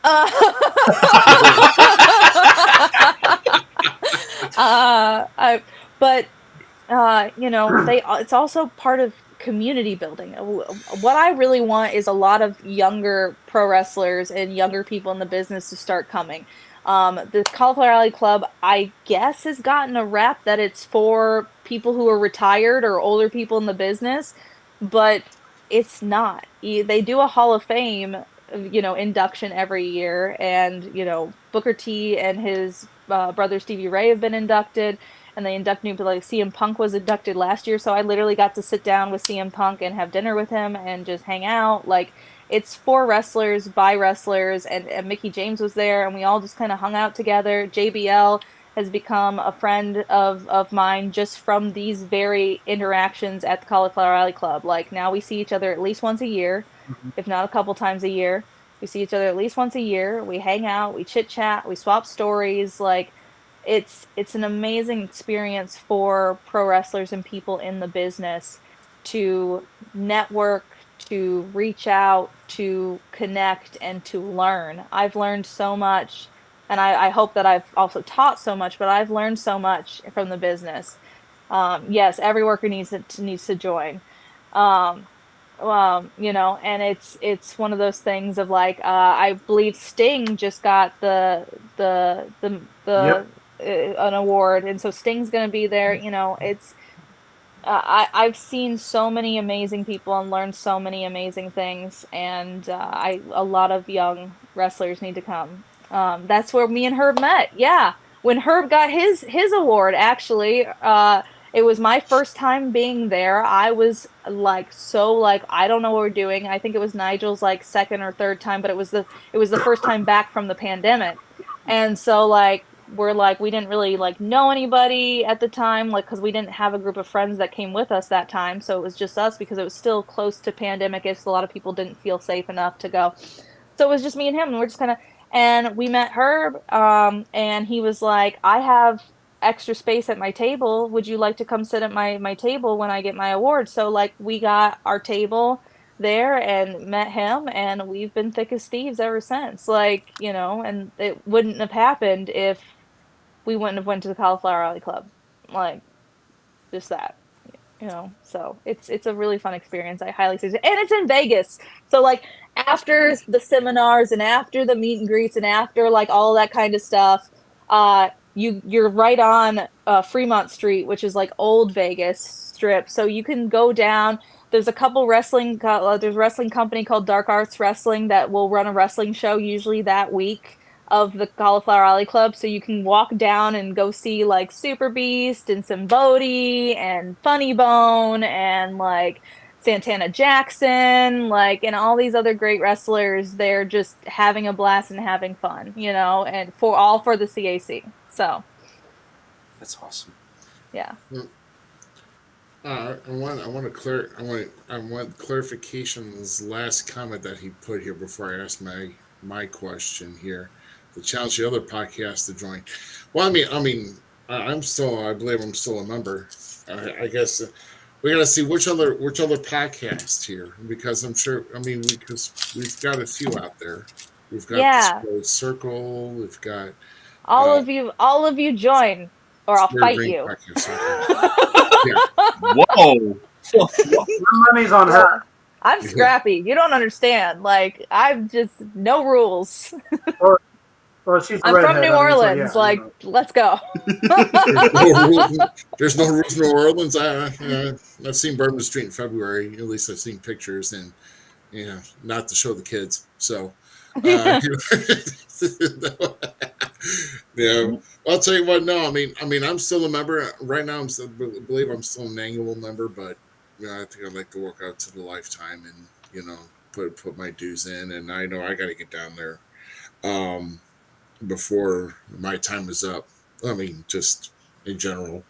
But yeah, I would love to get down there to go. Like I said, I also would love to get down to the National Wrestling Hall of Fame, for that weekend too. So there's just a lot I would like to do this year in 2024. But yeah, where was my notes? Oh yeah, here we go. Okay, yeah. So like I said, we're having fun. Obviously, sometimes I don't run smooth as always. These guys will attest to that. And then, of course, I can't play anything here. You probably can't hear any of this. You can't hear that? Nope. Okay. I bet you I know what happened too. Did you hear that? No. No, you didn't hear that either. Okay. How about this? You hear that? Nope. God, I hate this. I bet you I know what happened. So anyway. You turned the computer on? No. Here we go. Somehow my audio input got split. Can you believe that? Now try it. Oh my god. Can I do that? Heard it. Yep. Okay, now, hey, at least play the golden memes real quick. Just Here we go. Let me turn it down. Yeah, this is what you missed. There you go. Perfect. Oh my god! You know what they say? It happened when it's supposed to. Everybody that botches. You done messed up, Aaron. Yes, I know I did. Oh shoot. So speaking of which, whether it be something between your broadcast partners that you do commentary with, done reality wrestling or wherever else, your own promotion, or even doing an interview segment or promo, has there been any blooper or gag that involved you that was either funny, and if so, is there anything you could take us through? Maybe something that happened that just made the whole crew cut up? Oh, I'm there's two instances that I'm thinking of instantly. Um, the first one was I was doing a ringside interview. I was ring announcing for Texas Style Wrestling and in Texas, in Addison, Texas. And because I was because I was the ring announcer, I was also doing the ringside interviews that were being live taped there in front of the fans. So I had to do a ringside interview with Ryan Davison, one of the wrestlers here in Texas. And so after his match, I walk to the hard cam side. He comes in out of the ring. I ask him his question, and I go to hold the mic. Just go to do the thing. He proceeds to grab the mic, and he was a heel. And I thought he was going to grab the mic and take it from me, so I release it a little bit, and it's enveloped in his hand. And instead, he grabs my whole hand and holds on to it, and just looks at me. And I went, "Oh no," because I knew right then and there he was gonna make me hold this mic because he was gonna hold on to his hand, my hand.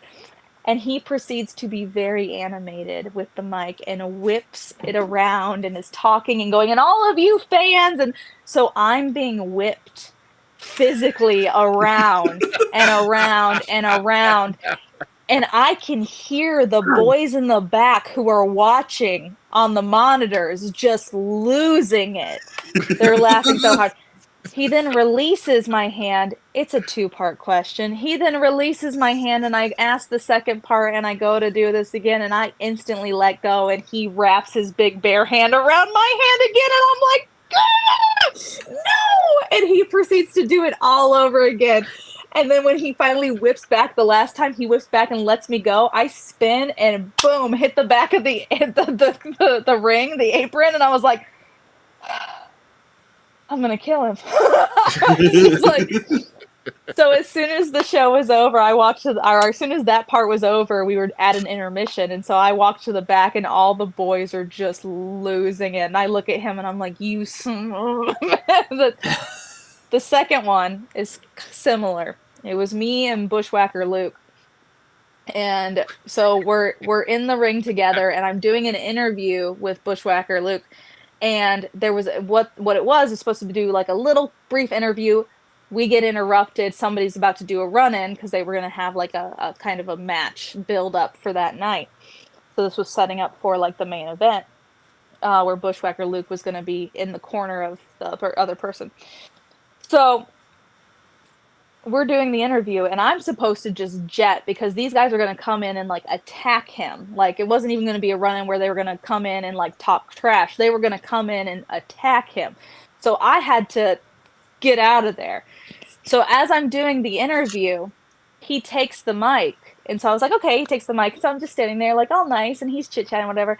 Well, the guy's music hits, and like when the music hits, they were going to start running. Like, they were going to beeline for the ring. And so he looks, and he goes to hand me the mic back, and he goes, take it. And I go to take the mic, and he holds onto the mic and doesn't let go. And I'm pulling it, and he goes, take it. I go to take it, and he's just smiling. He goes, take it. I'm trying to manically get out of the ring, okay? Because I'm in heels. I'm in a dress. The ring is a tall boy off the ground. I'm like, give me the mic. And he's just standing there going, oh, take it, love. Take it. Take the mic. Why aren't you taking the mic? Take the mic. Meanwhile, chaos is happening outside, and I'm just like, give me the. And he's having a blast. He thinks it's so funny. And finally, he lets it go, and I run away. But he's so yeah. Those are the two instances I can remember of fun times in the ring. Oh my gosh, no, that. Yeah, we had a Bushwhacker Look kind of break and come in just for a brief moment during the Fan Fest last year when we had her short little sit down with Gerald Briscoe. It's yeah. So no, Luke is funny. But yeah, Yeah. Yeah, that's a good thing. Yeah, it's great that Luke is feeling better. Mm-hmm.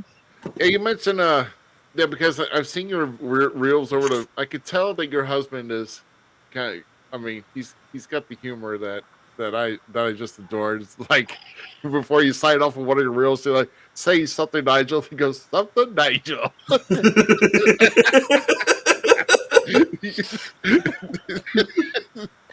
That's my husband. He's very witty. I mean, he's a heel manager, and so like he's got the gift of gab. He's had the honor of working for the Great Khali in Pakistan for Khali's company over there, CWE, 3 times. Not Pakistan, India. He's worked for Great Khali, and then he's worked in Pakistan twice for the Pro Wrestling Federation of Pakistan. Then That's cool. he's worked with he used to work with Joe Laurinaitis, Animal, before he passed, and Joe used to say that he reminded him a lot of Gary Hart, so that was a huge compliment. That's big shoes there. And Kevin Sullivan's worked with us a couple times, and Kevin has told him several times, and even on a podcast has said like he reminds him of Bobby Heenan. So like it's getting things from people like Joe and Kevin. He's phenomenal at what he does. But he's also such a beautiful soul and such a funny, witty guy that he makes me bash my head against the wall sometimes. Look at this here, man. If you get you two are putting more miles on your car than Henry Kissinger put on an airplane. We do. So when I got my car in 2021, it had 12 miles on it. It had 12 miles on it when I got it, so it was brand new. It is now 2024, the beginning of 2024, and we're almost at 90,000 miles. Oh, wow. Yeah, and that's just my car. That's not counting his car because we rotate. So, yeah. Wow. You start getting the big paydays, so you start replacing transmissions and engines. Yeah, right. Yeah. Well, I mean, we do. Right? No, don't pay attention to the miles. I swear it's still under warranty. Right. Looks good. It looks good. It looks beautiful. I keep my I have a Kia Soul, and I keep my baby looking pristine. Like I changed it. I got it all looking pretty, but it's yeah. Don't look at the numbers. Don't open the hood. Yeah. Right. Oh my goodness. No, but like I said, I know you have quite a bit of busy schedule. So, once again, kind of give us a little bit of rundown on your promotion, when you're going to have your next show, and of course, also you're still doing work with ROW with Booker T there. I know you mentioned the show earlier, so kind of give us a rundown of your promotion and then what you do with Reality of Wrestling. So my promotion isn't going to run a show until I get my ring from New Orleans to Texas. So that'll be in May. Okay. Because I've got my own ring, and so my little 18-foot baby needs to get here to Texas for me to run a show. But until then, I will be at Reality of Wrestling March 9th for our Last Stand Rumble, which is basically our Royal Rumble. Like, it's a huge event. We have like 4 major events every year, and Royal Rumble, or our Last Stand Rumble, is like our huge rumble. We have a 30-man rumble. So far announced is Maven. Maven's going to be in the rumble. I can't wait for him. We've got Boogeyman coming to the rumble. We've got Mason B. Madden coming in. We've got Zilla Fatu, Umaga's son. Wow. He will be there. We've got we've announced several, but they're still all coming in. It's like I said, it's 30 men, so like who knows? Last year Brad ended up getting into the Rumble, so he left the commentary table for a minute, and then instantly got knocked out, so we had to do the rest of the show without him.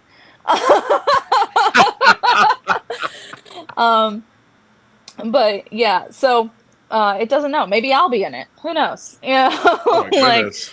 Maybe Booker T will jump back, and maybe he'll feel the itch again, and he'll jump back in. Who knows? Maybe Queen Charmel will jump in. there's that. Then there's always Texas Style Wrestling. That's going to be April 20th. Texas Style Wrestling is a TV show that they do 6 TV tapings in one sitting, so it's all like televised studio kind of thing. Wow. That's in Fort Worth in Forney, Texas. So that'll be in Fort Worth. I'll be traveling to North Carolina for a couple shows coming up soon with United Pro Wrestling. I will be back at WrestleCade, of course. I will be all over. There's a lot of shows going on. Yeah, I look at my calendar and I go, okay, that's where I am this week. But after that, like I don't know where I am week to week. Yeah. The calendar is what tells me where I go and what I do. Right, exactly. And then this is a little bit down the ways now, but let's not forget here in a few months the SICW Fan Fest 2, which will be Yeah, May me 17th and Nigel will 18th. be there. Yep, And you us. Nigel will be in that. And you guys. Yes, we will be there because we even said that, hey, because we want to bring it. Anybody wants to stop by the table? I mean, we're going to still kind of get some interviews on our show before this Fan Fest here. We've got a couple names already thought about, and we've got to try to work some things out. So, oh no, it will, buddy, it will. It did Go handle last year. all of us. It did. Now, I mean, now poor GQ got attacked last year and had to sit out for a bit. But Not my fault. It was your fault, Z. I don't want to hear Taking it. Snitsky's side on this. You're getting stopped this year. poor guy got his shoulder after he had surgery like about a few months back. He got his Few weeks. Yeah, it was like weeks. 3 weeks, dude. Yeah. So sorry. Yeah. Attila Khan's a really nice guy. Oh, I Hey, love when Attila. He's Brittany- terrifying. See. Well, that's true, but he's a nice guy. Yeah, no, he's wonderful. Hey, Z. Hold on. When she sits by the table, we'll just get rid of Ruby. We'll talk Power Rangers. Let's do it. The whole show. It's Ow. Morphin time. Man, I'm already halfway there, bro. Oh my goodness. Oh well, no, and we're gonna have a great time. We're gonna have a great time. Come. Oh my gosh! Yes, one man gang. That'd be so Love great. him. I mean, Yeah, he needs to attack Z. Her just saying, he needs to attack The Miz. What? One man gang needs to attack you. I didn't do anything. Nah. Hey, one man game would be. I'll pay a Texan guy to chop you. Whatever. I'm just going to say that right now. I think the one man game would probably either it's gonna be me or GQ that he would probably be attacking guys that almost look like him. Big and bald. This is the one that I'm pumped for right here, Medusa. Yeah, Medusa. Oh, I love Can't wait. Medusa.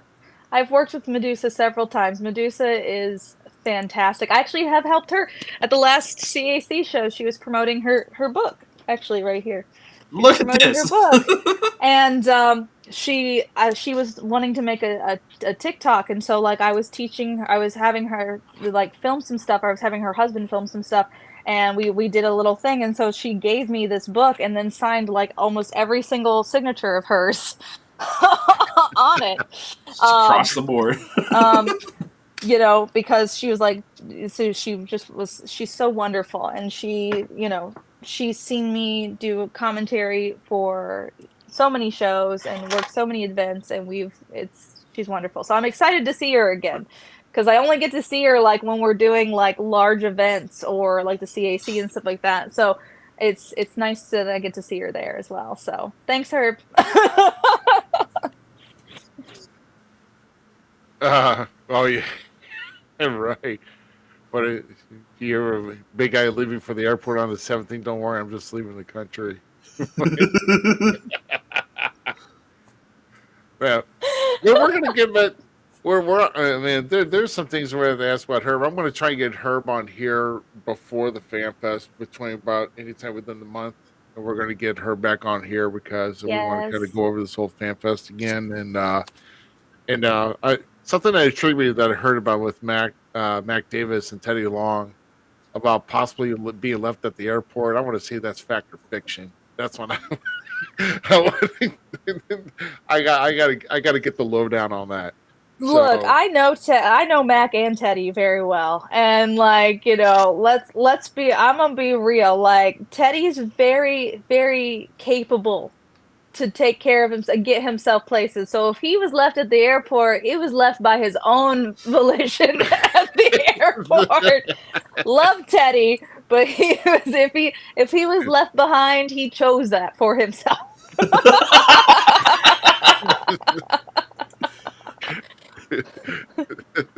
oh, Yeah. Besides being sit next to the Six or the Bigs table as well, I kind of want to see her put somebody in red for that battle royal this year.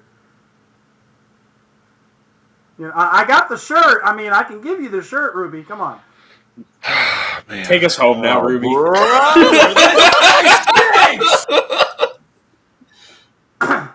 Wow. Okay. Well, anyway, it's I think I'm feeling what night. Yeah, I don't know. I'm feeling a little bit Ricky too. Morton Jr. What? I said rock and roll, Ricky Morton Jr. Yeah, there you go. I'm gonna leave you with that. Wait a minute. Is Ricky Morton going to be at the Fan Fest? Because if so, okay. So Ruby, hear me out. What if they do? Because the battle royale will be there. You'll be in the battle royale, and you'll be across. I have not been announced. It doesn't matter. I'm giving her ideas. I love Ricky. Oh my God, Ricky comes out. You come out. You roll out. You change into the shirt. You roll back in. Try to shake his hand and tell him, "Dad."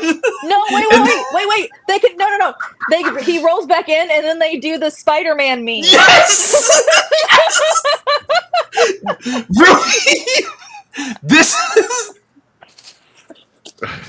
is fun. This is what wrestling is about. Having They're just fun. like, wait, you I would. Accompanied to the ring by the Rock and Roll Express, rock and roll, Rick Ruby. I got you booked, bro. You just worked yourself into a shoot, brother. This weekend has been way too long already. Gotta happen. Way too It's long. gotta happen. Y'all need to get out of the damn house. Hold That's on, all I I'm can gonna take say. a Get bullet out of off the this one house. and- Well, you're in a booking fee. Yeah, booking fee. That's all right. Oh my gosh, somebody else can take my spot. Anyway, just gonna sit. in my glad damn you're all house. having fun. Ruby, hey, I got the license. Don't make me ask to be put into it as rock and roll. I'll do it. What? I'll come out as you.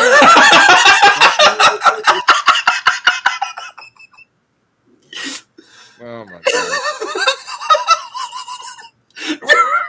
god. But the whole objective is you're not going to win it, so you have to get over the top rope and hit the floor. So that's the thing. Hey, if you're able to get over the top rope, so am I. Tap it out. Can't Hey. take it. Done. This is not me, Tyler. This is not me. But one's high. One I don't know what he's drinking. And I just I have a natural calorie-free raspberry lime seltzer. So that's I'm on the fact that I just got off the road from Oklahoma. Brittany is high on life right now. So that's what I'm Yep, gonna just say. living it up. I got my happy little trees.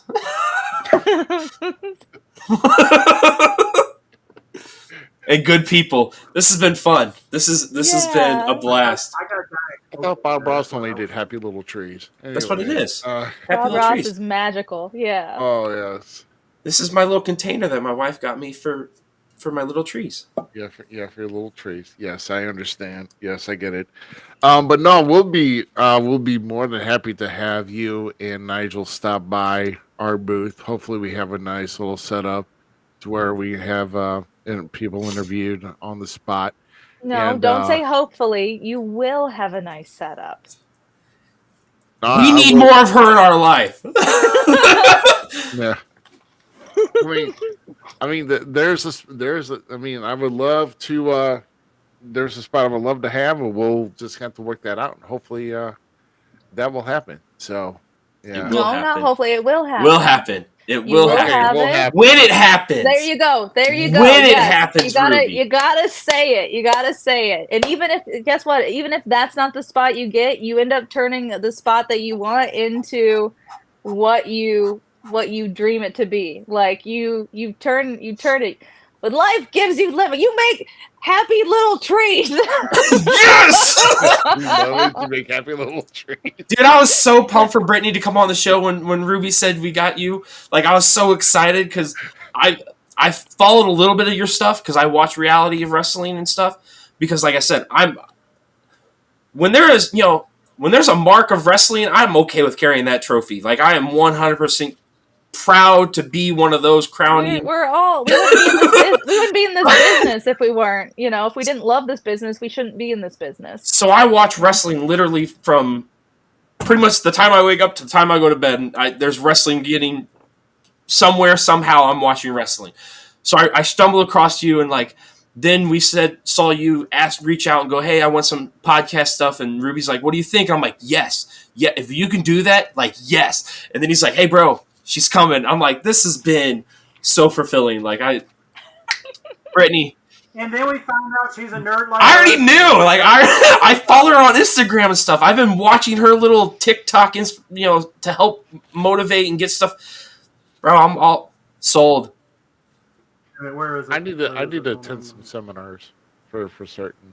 Because, please do. Yes. Yeah, because I'm not. I do not have her. I have her on Instagram. Yes, because I'm not jiggy with the social media, and I need to get jiggy I will with it. help you. I will help you. It's one of those things if you don't need to be a guru or an influencer or whatever to actually get the best out of social media. Like, it doesn't need to suck your entire time. Like, my main thing is to give you your time back, because time is so precious, to give you your time back to be with your family, to be with your friends, to live your life, because wrestling already sucks so much time up, and we want it to, but you need to be able to have that time to spend and have those precious moments in your life, and not be like, oh, I wish I would have been able to do this, or I wish I would have been able to be there for somebody. Herb, I'll help you too. I got you. You say that's like a secret, Herb. We already know you need help, buddy. It's okay. Well, we need help. I mean, I was gonna say, all the great wrestling companies that are out there to do a positive thing want to get help and spread the word. So that's what it's about right now. We're going into 2024. It's about positive influencing in wrestling. Let's change the narrative. Let's change the scoop. And people like Brittany are going to help us do that. Yeah, 100% believe it. So, Ruby, I'm bringing Pepper to the not. fan fest so she can. No, you're not. Yeah, I am. I've never kicked a cat, but no, I'm just kidding. Emotional support. Brittany's like, it has to happen now. I'm sorry, but if the cat does not have a Falls Count Everywhere shirt and a badge, it can't. Don't tell him that, because he's gonna do. That's something that he will do. I think he was the guy who will knit the cat a sweater. Okay, that's. I wanna hold it. It's. Hey, I got 3 dogs, but I'm gonna let them get in my studio. I'm not gonna lie, Herb. I'd buy that book. I'm down with that. Herb, if you haven't wrote a book yet, you need to. You need to write. If there's anyone that needs to, you're right. Yeah, if there's anyone that needs to write an autobiography, like, look, I've got so many of them. Sorry, let me move Terry Funk out of the way. I've got so many of them. I need. Terry out of the way. Sorry, buddy. Man, I just like I said, I love the great collection you got back there, man. It's just, man, always raised on old school, but always learning. And like I said, this has been a fun episode. And like I said, I know we're all looking forward to seeing you and Nigel there, and looking to see what's going to happen for the entire show. I know that the Friday night is the Bill after one man show. I know that, but I would like to get there at least to set up and at least to kind of test things, make sure things work. Because I'm going to stroll right in on Saturday, be like, just hit a switch. Hey, we're on. Well, I'm coming down Friday night, so. Yeah, we'll be there. We'll be there on Friday as well. So we'll be there Friday and Saturday. So we'll be there early as well. So we'll be able to help out with anything I'm trying to y'all convince need. the wife to come with me. Let's just leave the kids. Oh my goodness! Please get her to come with you, because like we can do like couples dinners or whatever. Like I'll hang out with her and entertain. Like I need to get like, my wife in the mix then too. Yeah, please do. I am like the perfect. You bring the wife. I'll bring Yes. So I mean, it's one of those things of like I'm the again like bridge. I'm the bridge between like ideal and the wrestling world, but also like I can do the wife thing too. So like I can help bridge that gap where your wives don't feel like, oh, they're dragging me to a wrestling thing and I'm not into wrestling, or like I don't want to be at a wrestling thing all weekend kind of thing. Like my I don't wife know just texted me this afternoon going, hey, we're going to WWE Road to WrestleMania in Springfield, Illinois, March 26th. Like, I'm good to go. Then she needs to come. No, I wanted her to come. She didn't come last year. I wanted her to come this year so bad. Like, I think she'll have a blast. She better come. I want that cat so bad. I have 2 cats, and I want. They're in the other room because they meow a lot. So, I want to hold the kitty. No, that. So, what?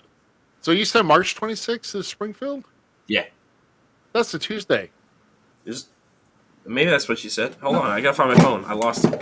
Oh, okay. Well, I don't know. I'm pretty sure she said March 26th. I don't know. As long as it's a live show, something about that is I'd rather see a WWE live show than a Raw or SmackDown. 23rd, my bad. 23rd. I was off a couple days.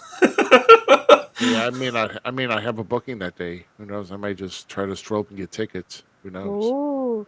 Yeah, the mother-in-law reached out, said, hey, you guys want to go? She goes, I don't know. She asked me. I'm like, you make the decision. Next thing I know, she's going, hey, we're going. And I'm like, okay. I mean, I'm down. If I can see my mommy. No, Rhea Ripley. Calm yeah.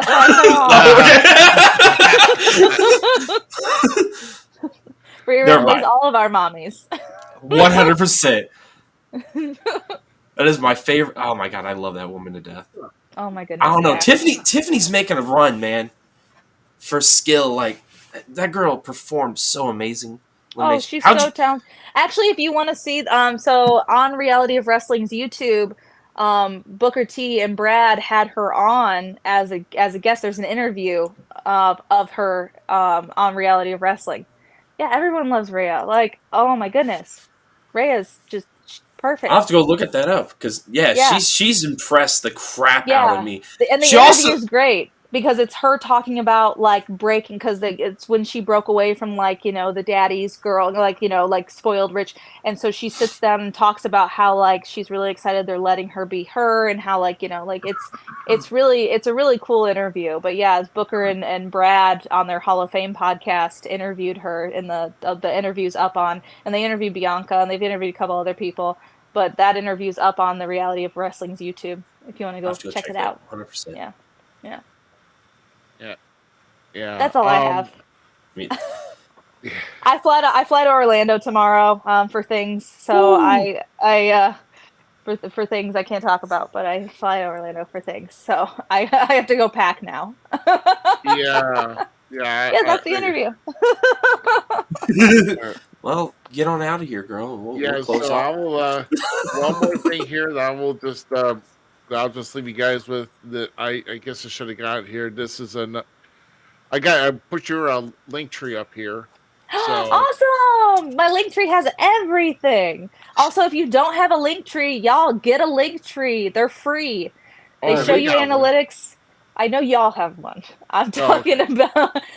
But do you have one for your personal promotional lives? Not yet. I'm working on it. There you go. I'm gonna have to have like 3 of them. There you go. But yes, no, Linktree is fantastic, and it gives you analytics on who clicks on what and how many clicks here and this, that, and the other. You can pay for like the upgrade version. I don't see the benefits yet. I don't pay for. I use the free one, and I feel like it gives me enough that I know what's going on and what people are paying attention to and what people are doing. So I don't feel like I need to waste my money. because I'm all about saving time and giving back time and saving money. Because See, I'm a girl on a budget. Okay, I work in pro wrestling. I'm on a budget. this is what I need to do is get a link tree because I just got approved to be a sponsor on TikTok. Yeah, there you go. Get yourself that money. Go get that bag. There you go. There you go. Well, I know you spent a lot of time with us here, and I think we're just going to sign off here. And like I said, we appreciate you coming on, giving us some great insight. Like I said, there's more than just guys in the ring that make this business flow. It's the people that commentate. It's the people who sell the tickets, promote. You know, it's there's just a lot that involve this business, and so. We appreciate you coming on and giving us some insight, and hopefully, like I said, when we see each other here in a few months, we'll talk a little bit more. Yes, and, wonderful. Hopefully, get together. Get the wives to come down and let's just hang out and have a good time on Friday. Why not? Yes. So that would be awesome. Girlfriend that night. You what? I said I might actually bring the girlfriend that night. Oh, good. Good. Yes, and the Awesome. cat, and the cat. Yeah, I knew that was. Yeah. So you're gonna leave the cat at home, bring the girl. Okay, gotcha. Nope. Or bring both. Who knows? Well, guys, actually, the girlfriend and the cat go, and I stay at home. Okay. We'd miss you, GQ.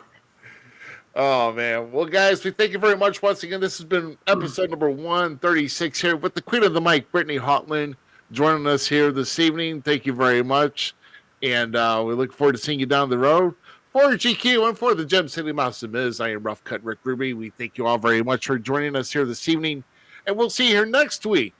Same time, same channel. And we will hope to see you all as well. Have a good night, guys. Have a great week. Enjoy this nice weather here in the beginning.